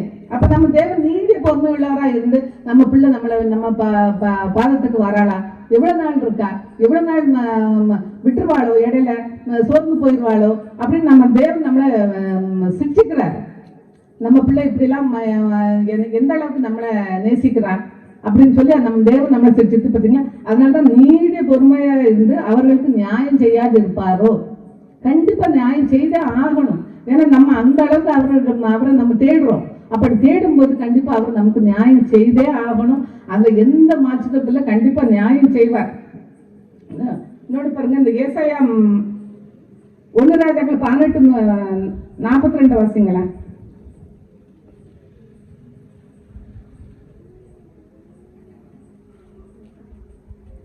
கர்த்தருடைய கை எலியாவின் மேல் இருந்ததினால் அவன் தன் அறையை கட்டிக்கொண்டு இஸ்ரேலுக்கு வருமட்டாக ஆகோகுக்கு முன் ஓடினான். அடுத்த வசனம் 1 ராஜாக்கள் 18:42. ஆகாப் போஜனபானம் பண்ண போனான். பின்பு எலியா கர்மேல் பர்வதத்தினுடைய சிகரத்தின் மேல் ஏறி தரையிலே பணிந்து தன் முகம் தன் முழங்காலில் பட குனிந்து தன் ஊழியக்காரனை நோக்கி, நீ போய் சமுத்திர முகமாய் பார் என்றான். அவன் போய் பார்த்து ஒன்றுமில்லை என்றான். நீ இன்னும் 7 தரம் போய் பார் என்றான். 7ஆம் தரம் இவன், இதோ சமுத்திரத்திலிருந்து ஒரு மனுஷனுடைய உள்ளங்கை அத்தனை சிறிய மேகம் எழுப்புகிறது என்றான். அப்பொழுது அவன், நீ பாத்தீங்களா எலியா எப்படி ஜெபம் பண்ணிருக்கா பாத்தீங்களா. திரும்ப ஒரு தடவை வாசிங்களேன். போஜனபானம் பண்ண போனான். பின்பு எலியா கர்மேல் பர்வதத்தினுடைய சிகரத்தின் மேல் ஏறி தரையிலே பணிந்து தன் முகம் தன் முழங்காலில் பட குனிந்து தன் ஊழியக்காரனை நோக்கி, போதுமா தன் முகம் தன் முழங்கால்கள் படக்கூடிய நம்ம என்னைக்காவது அப்படி ப்ரேயர் பண்ணியிருக்கோமா? நம்ம முகம் நம்ம முழங்காலில் படுபடி என்னைக்காவது ப்ரேயர் பண்ணியிருக்கோமா? எலியா எவ்வளவு பெரிய தீர்க்கதரிசி, கர்த்தரோட இருந்தாரு. அவர் எப்படி ஜெபிச்சிருக்காரு பார்த்தீங்களா? முழங்கால்கள் படக்குனிந்து, தன் முகம் முழங்கால்கள் படக்குனிந்து ஜெபிச்சாராம். அதுக்கப்புறம் தான் மழை வந்தது. அப்பமா அப்படி ஜெபிக்கும்போது மழை வரல. 7 தரம் போய் பார்த்திருக்கான். 7ஆவது தரம் தான் கையளவு மேகம் வந்தது. அப்ப எந்த அளவுக்கு ஜெபிச்சிருப்பாரு. எலியாவே அப்படி ஜெபிச்சிருக்கும்போது நம்மளாம் ஏமாத்துறோம். எலியா ஒரு நம்மளை போல மனுஷனா இருந்தா கூட பாவலாத மனுஷன், கர்த்தருக்கு பிரியமான மனுஷன், தீர்க்கதரிசி. அப்ப நம்ம எந்த அளவுக்கு ஜெபிக்கணும் பார்த்தீங்களா? இதுல நம்ம இதுல விட்டு கொடுக்கவே கூடாது. ஜெபத்தில் நம்ம எந்த காரணம் கொண்டு விட்டு கொடுக்கவே கூடாது. எல்லா காரியங்களும் விட்டு கொடுக்கலாம், ஆனா ஜெபத்துல மட்டும் நம்ம விட்டு கொடுக்கவே கூடாது. அதிகாலையில் இருந்து கர்த்தர் பாதத்துல அமர்ந்து, எசப்பா ஒரு மனதில் ஆவியை முதல்ல ஒரு மனதை கேட்கணும், ஒரு மனதில் ஆவியை தாங்க எசப்பா, நான் ஜெபிக்கணும் எசப்பா உங்க பாதத்துல அமர்ந்து ஜெபிக்கணும் சொல்லி நம்ம முழங்கால் படியிட முடிஞ்சவங்க முழங்கால் படிட்டு ஜெபிங்க. அதுதான் நல்ல. சிறு பிள்ளைகளை முழங்கால் படிக்கிறதுக்கு பழக்குங்க. சிறு பிள்ளைகள் முழங்கால் படிட்டு இப்பவே பழகும் போது அவங்க பெரியவர்களை விட்டு விடாது இருப்பாங்க. நம்ம இப்பத்துல அவங்கள முழங்கால் படிட்டு பழப்போம், நம்ம ஜெபிக்க கற்றுக் கொடுப்போம். அப்போ அவங்க என்ன காரியங்கள் அவங்க நம்மளை டிபெண்ட் பண்ண மாட்டாங்க, தேவனை டிபெண்ட் பண்ணிடுவாங்க. நம்ம தேவன்கிட்ட நம்ம ஜெபிச்சா கண்டிப்பா கிடைச்சிரும். ஏன் இவங்ககிட்ட எல்லாம் நம்ம மனுஷங்கிட்ட போராடணும்னா அந்த ஒரு பழக்கத்தை நம்ம அவங்களுக்கு உண்டு பண்ணிட்டா நம்ம கவலைப்படவே பிள்ளைகளை குறித்து நம்ம கவலைப்படவே தேவையில்லை. இப்போதுலேருந்து நம்ம அவங்களுக்கு முழங்கால் படிக்கிட்டு ஜெபிக்கிறதுக்கு கற்றுக் கொடுப்போம். இன்னும் அதிகாலையில் எழுந்து ஜெபிக்க கற்றுக் கொடுப்போம். ஏன்னா அதெல்லாம் ஜெபிக்காத படிக்க சும்மா ஏதோ ஜெபிக்க சொல்றாங்களே ஜெபிப்போம் அப்படின்னு சொல்லி ஜெபிக்காத படிக்கு நம்ம பிள்ளைகளுக்கு நல்லா எப்படி ஜெபிச்சா நமக்கு பதில் வரும், அப்ப அந்த அளவுக்கு ஜெபிக்கிறதுக்கு நம்ம கற்றுக் கொடுப்போம். அதுதான் நம்ம பிள்ளைகளுக்கு நம்ம சொல்லி கொடுக்குற பாடம். முழு இதயத்தோடு தேடணும். நம்ம ஜெபிக்க உட்கார்ந்தோட நமக்கு நிறைய சிந்தனைகள் வரும்.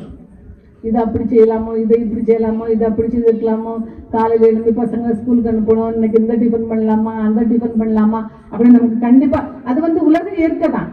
நமக்கு அந்த சிந்தனைகள் வரதான். ஆனா நம்ம முழு இதயத்தோடு எரேமியா 29:13 வசனம்.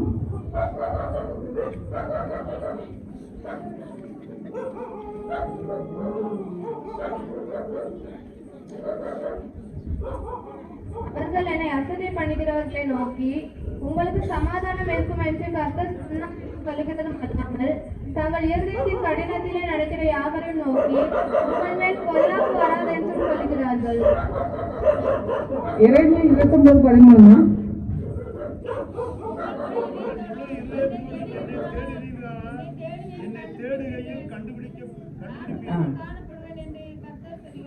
பாத்தீங்களா, முழு இருதயத்தோடு தேடணும். முழு இருதயத்தோடு நம்ம தேடும் போது நம்ம அவரை கண்டுபிடிக்கணும். பாத்தீங்களா, அவரே சொல்ற, நான் சொல்லல, இது கர்த்தர் சொல்றாரு.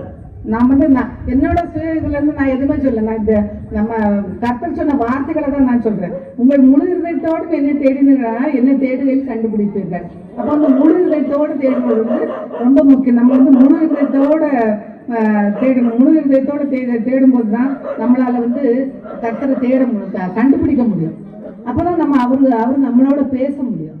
மோசே கர்த்தரோட இருந்ததுனால தான் மோசே எவ்வளவு போராடினாரு, 40 ஆண்டுகள் வனாந்தரத்துல நடத்தினாரு. அப்பதான் கர்த்தர் மோசையோட பேசினாரு. ஒரு சிறைகளோடு பேசும்போது நான் உன்னோடு பேசுவேன்னு பேசினாரு. மோசே கர்த்தரோட சஞ்சரித்தார். எவ்வளவு கஷ்டங்கள்லாம் மோசே கடந்து வந்தாரு. நம்ம பைபிள் வாசிக்கணும். அதான் நம்ம பைபிள் வாசிக்கணும். நம்ம பைபிள் வாசிக்கும் போதுதான் நமக்கு இந்த வார்த்தைகள்லாம் நமக்கு நல்லா புரியும். நம்ம தினமும் பைபிள் வாசிக்கணும். பைபிள் வாசிக்க தான் நமக்கு இதெல்லாம் இப்படி இருக்கு. அப்ப நம்ம இதெல்லாம் நம்ம இப்படி பண்ணணும். ஒரு காலத்துல நானும் அப்படித்தாங்க, எனக்கு பைபிள் வாசிக்க தெரியும். ஏன்னா நான் பைபிள் பார்த்ததே இல்லை. நான் ஆலயத்துக்கு வந்த பிறகுதான் என் ஃப்ரெண்டு ஒரு பைபிள் கொடுத்தாங்க. அது கூட ரொம்ப பொடி எழுத்தா கொடுத்துட்டாங்க. எனக்கு கண்ணு சரியா தெரியல.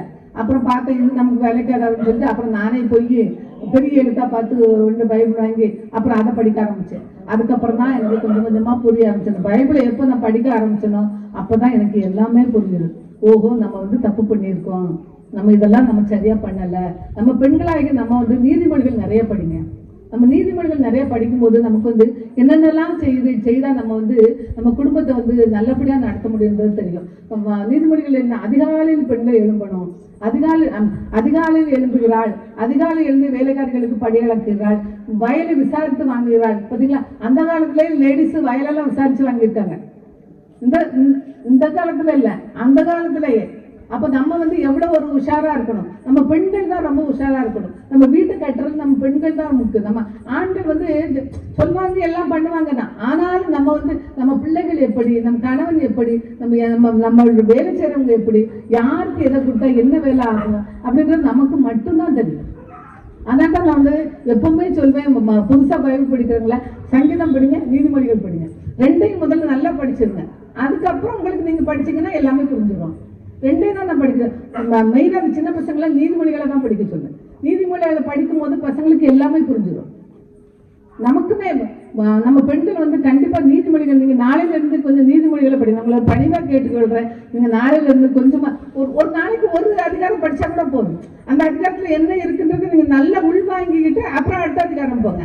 ஒன்றும் தப்பு இல்லை. நம்ம வந்து ஸ்பீடாக படித்து சீக்கிரமாக முடிக்கணும் அப்படிலாம் ஒன்றும் இல்லை. நீங்கள் நீதிமொழிகளை படிக்க படிக்க படிக்க நீங்கள் குடும்பத்தை எப்படி நடத்தணும், எப்படி இருக்குது, நம்ம எப்படி படுறோம், கோபப்படுறோமா, பிள்ளைகளோட இணைஞ்சு போகிறோமா. நம்ம தயவுசெய்து நம்ம கோபப்படக்கூடாது. நம்ம கோபப்படும் போது எல்லா காரியங்களும் கெட்டு போயிடும். நம்ம கோபப்பட நம்ம எல்லா காரியங்களும் கெட்டு போயிடும். நம்ம பிள்ளைகள் நம்ம பிள்ளைகள்கிட்ட வந்து கோபப்பட்டு பேசும்போது பிள்ளைகள் நம்மகிட்ட எதுவுமே சொல்ல மாட்டாங்க. நம்ம பிள்ளைகளை உட்கார வச்சு இன்னைக்கு என்ன நடந்தது, ஏது நடந்தது அப்படின்னு கேட்கும்போது நம்ம பிள்ளைகள் எல்லாத்தையும் நம்மகிட்ட சொல்லுவாங்க. நம்ம பிள்ளைகள் சொல்ல ஆரம்பிக்கும் போது எனக்கு தெரியும், நீ அப்படிதான் பண்ணியிருப்ப, எனக்கு தெரியும் அப்படின்னு நம்ம சொன்னோம்னு வைங்க, அடுத்த வார்த்தை வராது. அப்போ நம்ம பிள்ளைகளை பக்கத்தில் உட்கார வச்சு நம்ம இன்னைக்கு என்ன நடந்தது, உனக்கு என்ன வேணும், இது எப்படி இருக்கு, இந்த ஃப்ரெண்டு எப்படி, இந்த ஃப்ரெண்டு எப்படி, நீ அந்த ஃப்ரெண்டு வீட்டுக்கு போனால் எப்படி செய்கிறாங்க, இந்த ஃப்ரெண்டு வீட்டில் யாரெல்லாம், அதை கண்டிப்பாக நம்ம கேட்கணும். அப்போதான் நமக்கு தெரியும் எந்தெந்த ஃப்ரெண்ட் வீட்டில் யார் இருப்பாங்க, நமக்கு என்ன தெரியும். அவங்க ஒருவேளை வேலைக்கு போகிறவங்களா இருப்பாங்க, பசங்க தனியாக வீட்டில் இருப்பாங்க. நம்ம பசங்களாம் அங்கே தனியாக போய் வீட்டில் இருந்து ஏதாவது பண்ணாங்க, நம்ம என்ன பண்ண முடியும்? நாளைக்கு நமக்கு தான் பிரச்சனைகள். அவங்க போனா கூட நமக்கு தான் நாளைக்கு பிரச்சனைகள். அதனால நம்ம பிள்ளைங்க விஷயத்துல ரொம்ப கவனமா இருக்கணும். அதனால நம்ம சகோதரிகளை உங்களுக்கு நான் ரொம்ப பணிவா கேட்டுக்கிடுறேன், நீங்க நீதிமொழிகளை கண்டிப்பா படிங்க. நீதிமொழிகளை படிக்க படிக்க படிக்க உங்களுக்கே நம்ம குடும்பத்தை எப்படி நடத்துறது, எப்படி நடத்தினா நம்ம நல்லா இருக்கும். கஷ்டங்கள் இருக்கும். நானும் ஒரு குடும்பஸ்தனா, எனக்கும் தெரியும் இந்த குடும்பத்துல எவ்வளவு கஷ்டம் இருக்கும். கணவர் எப்படி இருப்பாரு, பிள்ளைகள் எப்படி இருக்கும், மாமியார் எப்படி இருப்பாங்க, மாமனார் எப்படி இருப்பாங்க, அப்பா எப்படி இருப்பாங்க, அம்மா எப்படி இருக்காங்க. தயவு செய்து நம்ம வந்து ஞானமா நடந்து கொள்ளணும். ஞானமா நடந்து கொள்ளும் போதுதான் நம்ம வந்து அந்த பிறந்த வீட்டு பிரச்சனைகளை எங்க சொல்லாம, புகுந்த வீட்டு பிரச்சனைகளை அங்க சொல்லாம நம்ம இருக்கும்போதுதான் நம்ம குடும்பத்தை நம்ம நடத்தணும். நம்ம குடும்பத்தை மற்றவங்க நடத்தக்கூடாது. நம்ம குடும்பத்தை நம்ம நடத்தும் போதுதான் நமக்கு வந்து நம்ம இந்த குடும்பத்தை இப்படி நடத்தினாதான் நம்மளால இந்த குடும்பத்தை கொண்டு போக முடியும் அப்படின்ற ஒரு ஞானம் நமக்கு வந்துடும். அந்த நீதிமொழிகள் படிக்க படிக்க உங்களுக்கு அந்த ஞானம் தன்னாலே வந்துடும். அதனால தயவு செய்து நம்மளை தெரிஞ்சு கேட்டுக்கொள்றேன், இந்த நீதிமொழிகளை கண்டிப்பா படிங்க. தினம் பைபிள் வாசிங்க. பைபிள் வாசிக்காம இருந்துடவே இருக்கும். பைபிள் வாசிக்காம தூங்கவே கூடாதுன்ற ஒரு கொள்கை வச்சுக்கோங்க. நீங்க என்ன வேலை இருந்தாலும் சரிதான், டயர்டா தான் இருக்கும். அட்லீஸ்ட் உங்களால முடியல இப்ப சாஞ்சிருந்து கூட ஒரு அதிகாரம் டெய்லி படிச்சிருங்க. ஆனா பைபிள் வாசிக்காம மட்டும் தூங்கக்கூடாதுன்றதை நீங்க இன்னைக்கு ஒரு இதாவே ஒரு பொருத்தனாவே எடுத்துக்கோங்க. நம்ம கண்டிப்பா பைபிள் படிக்கணும் அப்படின்னு சொல்லி நீங்க வந்து பொருத்தனையா எடுத்துக்கொண்டு நீங்க இந்த உபவாச நாள்ல வந்து அப்புறம் வந்து நம்ம உபவாசித்து ஜபிக்கணும். உபவாசித்து எல்லாராலையும் முடியாது. வயசானவங்க நம்ம வந்து எப்பவுமே நம்ம உபவாசிக்க முடியாது. நம்ம முடிஞ்ச வரைக்கும் உபவாசிக்க நமக்கு கடவுள் பலன் தந்திருந்தா நம்ம உபவாசிக்க முடிஞ்சா நம்ம உபவாசிக்கலாம். வாரத்துல ஒரு நாள் உபவாசிக்கலாம், 2 நாள் உபவாசிக்கலாம், ஒருவேளை உபவாசிக்கலாம். நம்ம இப்போ நம்ம லென்த் டேஸ்ல தான் இருக்கோம். நம்ம இந்த 40 நாள் உபவாசிக்கலாம். இந்த 40 நாள் உபவாசிக்கும் போது நம்ம நன்மையான காரியங்களை செய்யணும். தீமையான காரியங்கள் எல்லாம் விட்டுறணும். அப்படியே விட்டுட்டு நம்ம நன்மையான காரியங்களை செய்ய பழகணும். உபவாசித்து நம்ம தேவன் பார்த்துல அமர்ந்திருக்கணும். எஸ்தர் 4:16 வாசிங்க.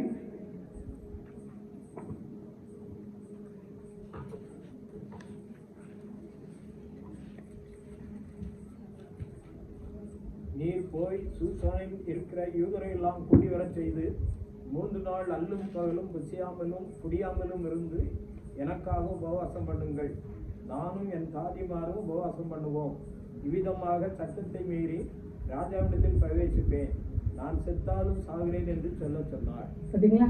எஸ்தர் வந்து யூதர்கள் எல்லாம் அழிக்கணும்னு சொல்லிட்டு முதலுக்காக ஒரு பிளான் போட்டாரு. மொர்தெகாய் வந்து அரண்மனையில் இருக்காங்க, நமக்கு எல்லாருக்கும் தெரியும் அரண்மனையில் இருக்காங்க. அவங்க வந்து ராஜா முன்னாடி போக முடியாது, போனாலும் ராஜா செங்கோல் நீட்டினாதான் நம்ம ராஜாட்டி அங்கே போக முடியும். அந்த ஒரு சட்டத்திட்டங்கள்லாம் அங்கே இருக்குது. இந்த நேரத்தில் அங்கே யூதர்களுக்கு ஒரு பெரிய நெருக்கடி வந்துச்சு. மொர்தெகாய் எஸ்தர்கிட்ட சொல்லி அனுப்புறாங்க. எஸ்தர் சொல்லி அனுப்புறோன்னு என்ன பண்ணுறாங்க பாருங்க, நீர் போய் சூசானில் இருக்கிற யூதரை எல்லாம் கூடி வர செய்து 3 நாள் அல்லும் பகலும் புசியாமலும் குடியாமலும் இருந்து எனக்காக உபவாசம் பண்ணுங்க. பார்த்தீங்களா, எஸ்தர் ராஜாத்தி வேற எதுவுமே பண்ணலை. அவங்களால அந்த சூழ்நிலையில் அவங்களால அதுதான் பண்ண முடிஞ்சுது. அவங்க உடனே எல்லாரும் உபவாசிங்க, உபவாசத்தை நம்ம ஜெபிப்போம். உபவாசத்தை நம்ம ஜெபிக்கும் போது நம்ம தேவன் நம்மளை விடுதலை பண்ண வல்லவராக இருக்கிறார். 17ஆம் வசனம் வாசிங்க.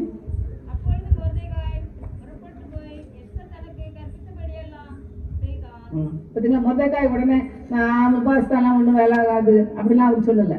நம்ம உபவாசித்து ஜெபிப்போம். உபவாசித்து ஜெபிக்கும் போது நம்ம தேவன் நம்ம விண்ணப்பத்தை கேட்பாரு அப்படின்னு சொல்லி அவர் எஸ்தர் சொன்னபடி 3 நாள் அல்லும் மகனும் குசியாமலும் குடியாமலும் இருந்து ஜெபிக்கிறாங்க. அப்போ எஸ்தர் 9:1 படிங்களேன். ராஜாவின் வார்த்தையின்படியும் அவனுடைய கட்டளையின்படியும் செய்யப்படுகிறதற்கு ஆதார் மாதம் என்கிற 12ஆம் மாதம் 13ஆம் தேதியிலே யூதரின் பகைஞர் அவர்களை மேற்கொள்ளலாம் என்று நம்பினார்களே, அந்நாளிலே தானே யூதரானவர்கள் தங்கள் பகைஞரை மேற்கொள்ளும்படிக்கு காரியம் மாறுதலாய் முடிந்தது. பார்த்தீங்களா, அந்த தேதியில் தானே காரியம் மாறுதலாய் முடிந்தது. மொர்தெகாய் நினைச்சிட்டு இருக்காரு, நம்ம வந்து யூதர்கள் எல்லாம் அழிச்சிடலாம், ராஜா நம்ம கைவசம் தான் இருக்காரு அப்படின்னு. எஸ்தர் ராஜாத்தி எவ்வளவு ஞானமா பண்ணாங்க பார்த்தீங்களா. அவங்க எதுவுமே பண்ணல, அவங்க உபவாசத்தை ஜபிக்கணும்ன்ற ஞானம் மட்டும்தான் அவங்களுக்கு. அந்த ஞானம் மாத்திரம்தான் மொத்த யூத குலத்தையும் காப்பாத்துச்சு. அதுவும் பாருங்க, அந்த நாளில் தானே அவர்களை மேற்கொள்ளலாம் என்று நம்பினார்களே, அந்நாளில் தானே யூதனானவர்கள் தங்கள் பகைஞரை மேற்கொள்ளும்படிக்கு காரியம் மாறுதலாம் முடிந்தது. பார்த்தீங்களா, அதே நாள் அந்த பக்கம் இந்த கும்பல் நம் தேவன் ஒரு நேரத்தை குறிச்சுதானே குறிச்சதுதான், அதை யாரும் மாற்ற முடியாது. அதான் காலத்துக்கு நேர்த்தியா செய்கிற தேவன். அவ இப்படிக்கா போய் இப்படி கொஞ்சம் இன்னைக்கு கொஞ்சம் அப்படி போட்டுடலாம், இப்படி அப்படி நம்ம தேவன் அப்படி இல்லை. அவரோட வேலை வந்துருச்சுன்னா அந்த வேலை அது யாரு இருந்தாலும் அவருக்கு இது இல்லை, அந்த நேரத்துல கண்டிப்பா முடிச்சுப்பாரு. பாருங்க, அந்நாளில் தானே, அதே மொர்தெகாய் எப்படி யூதர்களை அழிக்கணும்னு நினைச்சாரோ அதே நாளில் காரியம் மாறுதலாம் முடிவு பண்ண. அப்போ உபவாசத்துக்கு எவ்வளவு ஒரு பெரிய வல்லம் இருந்திருக்கு பார்த்தீங்களா. அதனால நாமளும் முடிந்தவரை உபவாசிச்சு ஜெபிப்போம். நம்ம எல்லாம் ஜெபிப்போம். இல்லை நம்ம சுகர் அப்படி இல்லை, நம்ம நிறைய ப்ராப்ளம் இருக்கு, நம்ம அதெல்லாம் ஒன்றும் ஆவது இருந்தால் நம்ம விட்டுடலாம். நம்ம தேவன் நம்மளே எல்லாம் அறிந்த தேவன், நமக்கு யார் யாருக்கு என்ன பிரச்சனை இருக்குன்னு நம்ம தேவனுக்கு தெரியும். ஆனால் நம்ம சிறு பிள்ளைகள், சிறு வயதில் உள்ளவர்கள் நம்ம வந்து உபவாசித்து ஜெபிக்கும் போது நம் தேவன் நமக்கு எல்லாவற்றையும் தர வல்லவராக இருக்கிறார். அதனால் நாமும் வந்து உபவாசித்து ஜெபித்திருந்து நம்ம வந்து காணாமல் போனதை தேடுவது போல தேடணும் தேவனை.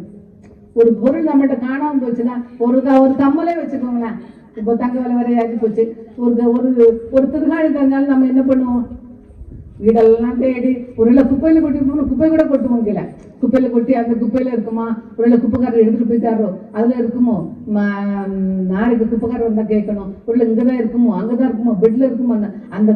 அந்த சின்ன திருகாணி இருந்தா கூட நம்ம எவ்வளவு தூரம் தேடுறோம். அது மாதிரி தேடணுமா நம் தேவனை. காணாமல் போன தேடுவது போல தேடணுமா, ஒரு புதையில தேடுவது போல தேடணுமா, நாம் நேசிக்கும் ஒருவரை தேடுவது போல தேடணும். நம்ம ஒரு ஃப்ரெண்டு வந்தால் நம்ம எப்படி தேடுவோம். நான் என் ஃப்ரெண்டு வீட்டில் தான் தங்கியிருக்கேன். எங்கள் சொந்தக்கார வீட்டுலாம் போல, எங்கள் அப்பா வீடுங்க தான் இருக்குது, எங்கள் அம்மா வீடுங்க தான் இருக்குது, எல்லாரும் நான் அங்கெல்லாம் போல என் ஃப்ரெண்டு வீட்டுக்கெல்லாம் தான் இருக்குது. அப்போ நம்ம ஃப்ரெண்டை நேசிக்கிறதுனால நம்ம தேடி போகிறோம். அப்போ நம்ம வந்து மோசைக்கு அவர் சொன்னது போல ஒரு சிநேகிதனோடு பேசுவது போல பேச வேண்டும் சொன்ன மாதிரி அவர் நமக்கு ஒரு சிநேகிதர். அப்போ நம்ம ஒரு சிநேகிதனை தேடுவது போல் நம்ம சிநேகிதர் எப்போ வருவாரு, நம்ம என்ன சொல்லலாம், நம்ம என்ன அவருக்கு கொடுக்கலாம், என்ன செய்யலாம் அப்படின்னு நம்ம தேடுறோம்ல. உலக பிரகாரமா எவ்வளவு தேடுறோம் ஒரு ஃப்ரெண்டு வர்றதுக்கு. அதை பண்றோம், இதை பண்றோம், அங்க ஓடுறோம் எல்லாம் பண்றோம்ல. அப்போ நம்ம தேவாதி தேவனை தேடுறது எந்த அளவுக்கு நம்ம ஓடணும், அந்த அளவுக்கு ஒரு சிநேகிதனை தேடுவது போல நம்ம தேடணும். அப்படி தேடும் போதுதான் நம்ம இதெல்லாம் பண்ணும்போது தான் நம்ம தேவன் நம்மளை வந்து ஆசீர்வதிக்க வல்லவராக இருக்கார். நம்ம சாதாரணமாவெல்லாம் நம்ம இருக்கவே கூடாது. இது நம்மகிட்ட கட்டளை. நம் தேவன் நம்மகிட்ட எதிர்பார்க்கிறார், என் பிள்ளை என் பாரத்துக்கு வரணும், என் பிள்ளை என்கிட்ட சொல்லணும், எல்லாவற்றையும் அவர் நம்மளை விசாரிக்கிறது. அவர் நம்மளை விசாரிக்கிறவர்கள் உங்கள் கவலைகள் எல்லாம் அவர் பாதத்தில் வச்சு விடுங்கள் தானே சொல்லப்பட்டிருக்கு. அதனால நம்ம வந்து அவர் நம்மளை விசாரிக்கிறவர்கள் நம்மளை வந்து நம்ம வந்து அவர் இன்னும் அதிகமா தேடணும். இன்னும் தேட தேட தேட நீங்க தேடி பாருங்களேன். நான் அடுத்த தடவை வர்றப்ப நீங்க எல்லாரும் சாட்சி சொல்லுவீங்க. இப்ப நான் சாட்சி சொல்ற மாதிரி நீங்க எல்லாரும் சாட்சி சொல்லுவீங்க பாருங்க. அந்த அளவுக்கு நம்ம தேவன் நம்மளை வந்து உயர்த்த வல்லவர்கள். இப்ப நம்ம எல்லாம் இப்படி எல்லாம் நம்ம ஜெபிச்சா நம்ம தேவன் எப்படி நம்மளை உயர்த்தாங்க? ஏசாயா 40:31 வாசிங்க. காத்திருக்கிறவர்களோ புதுபலன் அடைந்து கழுகுகளைப் போல சட்டைகளை அடித்து எழும்புவார்கள். அவர்கள் ஓடினாலும் இளைப்படையார்கள், நடந்தாலும் சோர்ந்து போவார்கள். பார்த்தீங்களா? அவர்கள் ஓடினாலும் இழப்படையார்கள், நடந்தாலும். இப்படிலாம் நம்ம ஜெபிக்கும் போது நம்ம கர்த்தருக்கு காத்திருக்கும் போது நம் தேவன் நம்ம வந்து கழுகுகளை போல சட்டைகளை அடி போடலாம். இங்க எங்கேயாவது வயசானவங்க சோர்ந்து போங்க அப்படி எங்கேயாவது கொடுத்துருக்கா? இல்லை. வயசானவங்களும் சோர்ந்து போகாம ஓடுவாங்களாம். நம் தேவன் வயசானவங்க அவங்க அப்படி கிடையாது. நம் தேவன் எல்லாருக்கும் ஒரே மாதிரி தான். எல்லாரும் ஒரே மாதிரி ஆசை. அவங்க இவ்வளவு கேட்டாங்க, அவங்களுக்கு இவ்வளவு கொடுக்கணும் அப்படி நம்ம தேவன் ஆசை. யார் யார் கேட்கிறாங்களோ, யார் யார் அவரோட கட்டளைகளுக்கு கீழ்ப்படுகிறார்களோ, யார் யார் அவரோட நியாயப்பிரமாணத்துல கை கொள்றாங்களோ எல்லாருக்கும் அவர் வந்து தாராளமா கொடுக்குறவங்க. சும்மா கொஞ்சம் கொடுத்துட்டு போதும் அப்படி சொல்ற தேவன் இல்லை. நம்ம தேவன் தாராளமா கொடுக்குறவர். வானத்தையும் பூமியும் படைத்த தேவன் எல்லாமே நமக்காக தான் படைச்சிருக்காரு. நம்ம இன்னும் அதிகமா அவர்கிட்ட நிறைய கேட்போம். சின்னதெல்லாம் கேட்காதீங்க, பெருசா கேளுங்க. நம்ம அப்பா பெரிய பணக்காரரு, நம்ம ரொம்ப ஏழை இல்லை, அவர் ரொம்ப பெரிய பணக்காரரு. கேளுங்க. நம்ம கேட்கும் போது கண்டிப்பா கொடுத்தே ஆகணும். அவரு நீர்ப்பாய்ச்சல் இடத்த கேளுங்க, அவர் கண்டிப்பா தருவாரு. ஆமா, வானத்துக்கு பூமியும் படைத்து அவர் நமக்காக படிச்சு வச்சாரு. அப்புறம் ஏன் நம்ம பயப்படணும்? நம்ம அப்பாட்ட கேட்கறதுக்கு நம்ம ஏன் பயப்படணும்? நம்ம வேற யார்கிட்ட பார்க்கறதுக்கு பயப்படணும். நம்ம அப்பாட்ட கேட்கறதுக்கு நம்ம ஏன் பயப்படணும்? அதனால கேளுங்க, நிறைய கேளுங்க. நம்ம எவ்வளவுக்கு எவ்வளவு கேட்கிறோமோ அவ்வளவுக்கு நம்ம தேவன் நம்மளை ஆசீர்வதிக்கொள்ள இருக்காரு. இன்னும் அதிகமா உட்காருங்க, இன்னும் அதிகமா பைபிள் வாசிங்க, இன்னும் அதிகமா ஆலயத்துக்கு வாங்க. இல்ல ஆலயத்துக்கு வர்றதை தயவுசெய்து அன்பான நான் உங்ககிட்ட ரொம்ப அன்றாடி கேட்கிறேன். ஆலயத்துக்கு வர்றது மட்டும் விட்டு விடாதுங்க. ஆலயத்துக்கு கண்டிப்பா என்னென்ன ஆலயத்துல பிரேயர் நடக்குதோ எல்லா பிரேயரும் அட்டன் பண்ணுங்க. எல்லா பிரேயரும் அட்டன் பண்ணும்போது நமக்கு மற்ற இடங்களுக்கு நம்ம சிந்தைகளுக்கு இடப்படாம இருக்கும். அந்த ஆலயத்துல வர வர வர வர வர நமக்கு அந்த ஆலயத்துல அந்த தேவனை நம்ம தேட தேட தேட தேட நமக்கு நம்ம சிந்தைகள் எல்லாம் கிளீன் ஆகிடும். நம்ம மற்ற எண்ணங்களுக்கு நம்ம சிந்தனைகள் இடம் கொடுக்காதபடி ஆகிடும். அதனால நான் தயவுசெய்து அன்பாளர்கள் உங்கள்கிட்ட ரொம்ப மன்றாடி கேட்கப்படுறேன். நீங்க வந்து ஆலயத்துக்கு வாங்க, பைபிள் வாசிங்க. அதை நீங்க ஒரு கடமையாவே வச்சிருங்க. இது ஒரு கட்டாயம். நம்ம சாப்பிடணுமோ சாப்பிடலையோ இன்னைக்கு தேவனை தேடணுமா, இன்னைக்கு பைபிள் வாசித்தோமா, இந்த ரெண்டு ஜெயமும் நம்ம சாப்பிடக்கூடாது அப்படின்ற ஒரு முடிவோடு நீங்க பண்ணும்போது நம்ம கண்டிப்பா அதை முடிச்சுட்டு தான் கண்டிப்பா செய்யணும். பைபிள் கண்டிப்பா வாசிங்க. ஏன்னா அது வந்து ஒரு பொக்கிஷம் மாதிரி. எனக்கு இதை அப்பெல்லாம் எனக்கு இதோட அருமையே தெரியல. நீங்க பைபிள் வாசிங்க, ஒவ்வொரு நாளும் ஒவ்வொரு அர்த்தம் நமக்கு தெரியும். அதே பைபிள் தான் நம்ம வாசிப்போம், அதே வார்த்தைகள் தான் அங்க இருக்கும். அதே ஒவ்வொரு நாள் நம்ம தேவன் நம்மள்ட்ட ஒவ்வொரு விதமா பேசுவாரு, ஒவ்வொரு புதுவிதமா பேசுவாரு. அதனால பைபிள் வாசிங்க, நிறைய பைபிள் வாசிங்க, நிறைய கர்த்தரை தேடுங்க. நம்ம கர்த்தரை தேடுவதற்கு ஒரு குறைவும் இல்லை. அவர் மேல அவரை நம்பினவர்கள் குற்றம் சுமராது, ஒரு குற்றமும் சுமராது. நம்ம மேல எந்த குற்றமும் யாரும் சுமத்த முடியாது. நம்ம அவரோட இருக்கும்போது நம்ம தேவன் அவரு பிள்ளையோட மேல நம்ம பார்த்துக்கொள்வார். அப்படிப்பட்ட தேவன் நம்ம ஆராதிக்கிறோம், நம்ம சாதாரண தேவனை ஆராதிக்கல. அதனால வந்து நம்ம வந்து இன்னும் அதிகமா ஜெயிப்போம். நம்ம பயப்படாதீங்க. நம்ம வந்து சாதாரண தேவனை ஆராதிக்கணும். நம்ம எதுக்கு பயப்படணும்? மனுஷர்களுக்கு பயப்படாதீர்கள் தான் சொல்லப்பட்டிருக்கு. மனுஷர்களுக்கு அடிமைகளாகாதுங்கள் தான் சொல்லப்பட்டிருக்கு. 2 தீமோத்தேயு 1:7 வாசிங்க. தேவன் நமக்கு பயமுள்ள ஆவியை கொடாமல் பலமும் அன்பும் தெளிந்த புத்தியும் உள்ள ஆவியே கொடுத்திருக்கிறார். பார்த்தீங்களா? நம் தேவன் நமக்கு பயமுள்ள ஆவியை கொடாமல் அன்பும் பலமும் தெளிந்த புத்தியுள்ள ஆவியே கொடுக்குறார். அப்ப நம்ம வந்து நம்ம தேவனை தேட தேட நமக்கு புத்தி தெளிவாயிடும். நம்ம பலம் அன்பு எல்லாமே கூடிய வரைக்கும் நம்ம எல்லாரும் நேசிப்போம். எல்லாருக்கும் நம்ம ஒரு சாட்சியா இருப்போம். நம்மளால முடிந்த உதவிகளை செய்வோம். நம்ம எல்லா உதவிகளும் நம்ம பணத்தால் நம்மளை எல்லா உதவியும் செய்யலாம். ஆறுதல் சொல்லுவோம், மற்றவர்களுக்கு ஆறுதல் சொல்லுவோம். இது இப்படிதான் இருக்கும், இந்த காரியங்கள் இப்படிதான் இருக்கும்னு நிறைய அப்படியே முடிவு பண்ணிடுறாங்க. இது இப்படிதான் இருக்கு, இது மாறாது. நீங்க சொல்லுங்க, மாறுவோம். என் தேவன் மாற்ற வல்லவரா இருக்கிறார். நீங்க ஜெபிங்க, நீங்க அவங்களுக்காக நீங்க ஜெபிங்க. நீங்க அவங்களுக்காக ஜெபிக்கும் போது அவங்க நம்ம ஜெபிக்க அவங்க மனம் மாறிடுவாங்க. ஐயோ அவங்க நமக்காக அவங்க ஜெபிக்கிறாங்க, அப்ப நம்மளும் ஜெபிப்போம் அப்படின்ற எண்ணம் அவங்களுக்கு வந்துடும். நம்ம வந்து அவங்களுக்கு முன்மாதிரியா இருப்போம். முன்மாதிரியா நம்ம சாட்சியா நிற்கணும். மற்றவங்களை நம்ம எதிர்பார்க்கவே கூடாது. நம்ம வந்து மற்றவர்களுக்கு சாட்சியா நிற்கும்போது தான் நம்ம வந்து நம்ம சத்தியத்தை மற்றவர்களுக்கு சொல்ல முடியும். நான் சாட்சியா இல்லாமல் யாருக்கு சத்தியத்தை சொல்ல முடியும்? கேட்பாங்களா? முதல்ல இவங்களே சரியில்லை, அப்புறம் இவங்க என்ன சத்தியத்தை சொல்றது? அப்படிதானே சொல்லுவாங்க. ஆனால் நம்ம கூடுமான வரைக்கும் நம்ம மற்ற எல்லார்டும் அன்பா, கூடுமான வரைக்கும் எல்லாரோட சமாதானமாக இருங்கன்னு சொல்லப்பட்டிருக்கு. நம்ம வந்து உலகத்துல வாழ்றோம். கண்டிப்பா எல்லாரும் ஒவ்வொரு மாதிரி தான் இருப்பாங்க. நம்மள மாதிரி எல்லாரும் மற்றவங்களே எதிர்பார்க்க கூடாது, மற்றவங்கள மாதிரி நம்மளே எதிர்பார்க்க கூடாது. நம்மகிட்ட நிறைய கெட்ட குணங்கள் இருக்கும். நம்ம வந்து எல்லாத்தையும் மாற்றிக்கிடணும். எல்லாத்தையும் அவர்கிட்ட கேட்டு நம்ம மாற்றிக்கொள்ளணும். அவர் வந்து அவர்கிட்ட கேட்கும்போது, சப்பா என் இதயத்தை மாற்றுங்க, சிந்தைகளை மாற்றுங்க, என் எண்ணங்களை மாற்றுங்க, நான் மற்றவர்களுக்கு உதவுங்க, என்ன பயன்படுத்துங்க, நான் என்னென்ன காரியங்கள் உங்களுக்காக செய்ய வேண்டுமோ அதுக்கு என்ன பயன்படுத்துங்கன்னு சொல்லி நம்ம அவர் கையில் ஒப்பு கொடுக்கும்போது நம் தேவன் எல்லாவற்றையும் செய்ய வல்லவராக இருப்பார். நாம் வந்து அதனால வந்து இன்றையிலிருந்து நம்ம ஒரு தீர்மானம் எடுப்போம். நம்ம வந்து ஆலயத்தில் வந்து ஜெபிக்கணும், விசுவாசத்தை ஜெபிக்கணும், உபவாசத்தை ஜெபிக்கணும், விடாப்பிடியா ஜெபிக்கணும், காத்திருந்து ஜெபிக்கணும். நம்ம பைபிளில் ஒவ்வொருத்தரும் ஜெபிச்சதுக்கு நமக்கு உதாரணம் இருக்கு. நம்ம அந்த பைபிள் நல்லா வாசித்து நம்ம தேவன் பாத்திரம் எல்லாத்துக்கும் ஒப்பு கொடுத்துட்டு நம்ம தேவன் பாத்திரம் ஒப்பு கொடுத்து நம்ம வந்து துக்கமுகமா இருக்க தேவையில்லை. அப்புறம் நம்ம சந்தோஷம்தான், சமாதானம் தான்.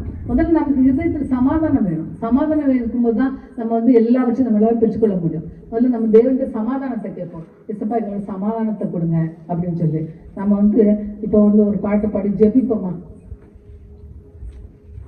ஜெபம் ஜெபம் ஜெயம் ஜெபமே ஜெயம் ஜெபத்தால் ஜெயம் ஜெயமே ஜெபமே ஜெயம் ஜெபமே ஜெயம் ஜெபத்தால் ஜெயம் ஜெயமே விசுவாசமுள்ள ஜெபமே ஞாலிகளை ரட்சிக்குமே விசுவாசமுள்ள ஜெபமே ஞாலிகளை ரட்சிக்குமே ஜெபமே ஜெயம் ஜெபமே ஜெயம் ஜெபத்தால் ஜெயம் ஜெயமே ஜெபமே ஜெயம் ஜெபமே ஜெயம் ஜெபத்தால் ஜெயம் ஜெயமே யாக்கோபு போல ஜெபித்திடும் உறுதியான ஜெப வீரரானே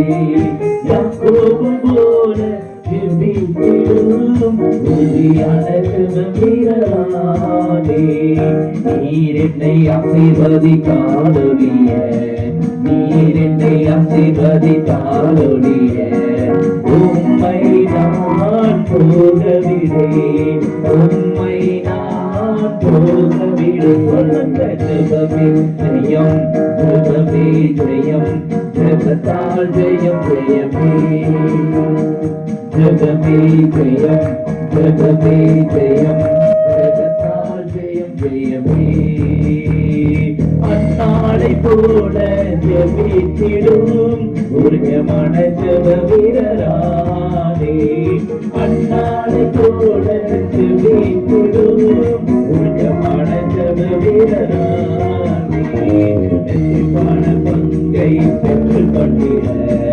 இரட்டிப்பான பங்கை பெற்றுக் கொண்டிட பெற்றஹரிடம் கொடுத்திடுவே பெற்றஹரிடம் நான் ஜெபித்திடுவேன் ஜெபமே ஜெயம் ஆமை ஜெபமே ஜெயம் ஜெபத்தால் ஜெயம் ஜெயமே ஜெபமே ஜெயம் ஜெபமே ஜெயம் ஜெபத்தால் ஜெயம் ஜெயமே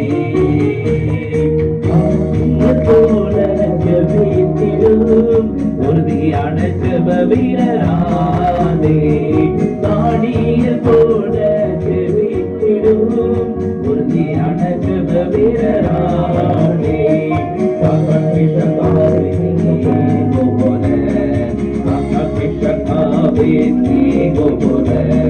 விசுவாசத்தில் என்றும் நிலைத்திருப்போம் விசுவாசத்தில் என்றும் நிலைத்திருப்பேன் ஆமை ஜெபமே ஜெயம் ஜெபமே ஜெயம் ஜெபத்தால் ஜெயம் ஜெயமே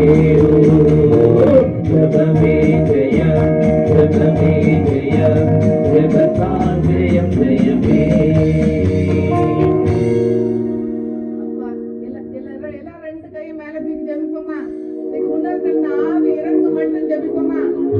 நான் உன்னை நீர் என்னை ஆசீர்வதித்தாலோடு நான் உம்மை போகவில்லை என்று சொல்லுவதை ஜெபிப்போமா? ஆண்டவரே கர்த்தாவே, இந்த வேளையில ராஜா எங்கள் மத்தியில் இறங்கி வந்து இயேசப்பா இந்த மக்களை ஆசீர்வதிக்க வேண்டுமா இயேசப்பா? உங்கள் நோய்க்கு மன்றாடுகின்ற ராஜா சுகம் வரட்டும் ராஜா. ஆமாயசப்பா, வியாதிஸ்தர்கள் சுகம் வரட்டும் ராஜா. ஆமாயசப்பா, வறுமை ஒழியட்டும் ராஜா. ஆமாயசப்பா, இந்த இடத்திலே ரட்சிப்பின் கம்பீர சத்தம் கேட்கின்ற ராஜா. ஆமாயசப்பா, அப்பா தேவ பிள்ளையே நீ பயப்படுகிறாயோ? மனிதன் கதவை அடைப்பால் என்று பயப்படுகிறாயோ? இல்லை இல்லை மகளே, மனிதன் கதவை அடைப்பால் என் தேவன் அதனை திறப்பார். என் தேவனே உங்க வார்த்தைகளுக்காக நன்றி ராஜா. அப்பா நீங்க திறக்க போற கதவுகளுக்காக நன்றி ராஜா. அப்பா இந்த பிள்ளைகளுக்கு நீங்க திறக்க போற கதவுகளுக்காக நன்றி ராஜா. அம்மா இசப்பா யார் யார் என்னென்ன பிரச்சனைகள் வந்திருக்கிறார்கள் ராஜா, என் தேவன் தாமே கிருபையா இறங்கி ராஜா எல்லா பிரச்சனைகளுக்கும் இன்றோடு இந்த வேலை இசப்பா நீங்கள் ஒரு தீர்வு கண்டறிட போறதுக்காக நன்றி இசப்பா. இன்று முதல் நான் சொன்ன தேவன் தாமே இந்த வேலையில் தாமே இந்த சபை மக்களை ராஜா நீங்க ஆசீர்வதிக்க வேண்டும் என்று என் தேவன் நோக்கி மன்றாடுகிறேன் ராஜா. அப்பா கிருபையா இறங்கி இயேசப்பா இந்த சபையார் இயேசப்பா ஆசீர்வதிக்க இயேசப்பா. அம்மா ரட்சிப்பின் கம்பீர சத்தம் கேட்கணும் ராஜா. ஒவ்வொரு வீட்டிலும் ரட்சிப்பின் கம்பீர சத்தம் கேட்கணும் ராஜா. வறுமைகள் ஒழிந்து போகட்டும், வியாதிகள் குணமாகட்டும் இயேசப்பா. வயல்வெளிகள் உண்டாகட்டும் ராஜா. ஆமா இயேசப்பா, அப்பா காதுகள் மெல்ல எழுந்தலே இயேசப்பா செழிப்பு உண்டாகட்டும் ராஜா. இந்த நேரத்தில் இருந்து இயேசப்பா நீங்கள் ஒரு பெரிய அகடை காண போகிறீர்கள் ராஜா. என் தேவன் சொல்லுகிறார், மனிதன் கதவை அடைப்பார், என் தேவன் அதை திறப்பார், என் தேவன் அதை திறந்து தருவார். என் தேவன் திறக்க போற கதவுகளுக்காய் நன்றி சொல்லி ஜெபிக்கலப்பா. அப்பா மக்களே நன்றி சொல்லி ஜெபிக்கப்பா. பிள்ளைகளே நன்றி சொல்லி ஜெபிக்க, நன்றி சொல்லி ஜெபிக்கும் போது என் தேவன் எல்லா கதவுகளும் திறக்க வருகிறார்கள். இன்று முதல் உங்களுக்கு கதவுகளை திறக்க போகிறார். கதவுகள் ஆயத்தமாயிருக்கு, ஆயத்தமாயிருக்கு, ஆயத்தமாயிருக்கு. அப்பா ஆயத்தப்படுங்க. கதவுகள் திறக்க போகிறது, கதவுகள் திறக்க போகிறது. என் தேவன் கதவை திறக்கிறார். என் தேவன் திறந்த கதவை ஒருத்தரும் திறக்க மாட்டார். என் தேவன் திறந்த கதவை ஒருத்தரும் கூட்ட முடியாது. என் தேவன் கதவை திறக்கிறது. என் தேவன் கதவை திறப்பார். நீங்க மனிதர்களுக்கு பயப்படாதீர்கள், மனிதர்களுக்கு பயப்படாதீர்கள். என் தேவன் கதவை திறப்பார். அடைப்பட்ட கதவுகளெல்லாம் இப்பொழுதே திறப்பதற்காக நன்றி ராஜா. அப்பா நன்றி அப்பா. அப்பா உங்க வார்த்தைகளுக்காக நன்றி ராஜா. அப்பா அடையாளை கொண்டு ஏசப்பா இந்த நல்ல மக்களுக்கு நீங்கள் கொடுத்த வார்த்தைகளுக்காக நன்றி ராஜா. அப்பா நன்றி மட்டுமே நாங்கள் சொல்ல கடமைப்பட்டு அப்பா கிருபையா எனக்கு ஏசப்பா இன்னும் அதிகமாய் ஆசிரிக்க வேண்டுமாய் ஆசீர்வதிக்கிறோம் ராஜா. அப்பா கிருபையா நீங்கள் இருக்கிற இறக்கத்திற்காக நன்றி ராஜா. அப்பா நன்றி ஏசப்பா, நன்றி ஏசப்பா. உங்க கிருபை எங்களோடு எப்பொழுது இருக்கட்டும் ராஜா. அப்பா எங்களோடு உங்க கிருபை எப்பொழுது இருக்கட்டும் ராஜா.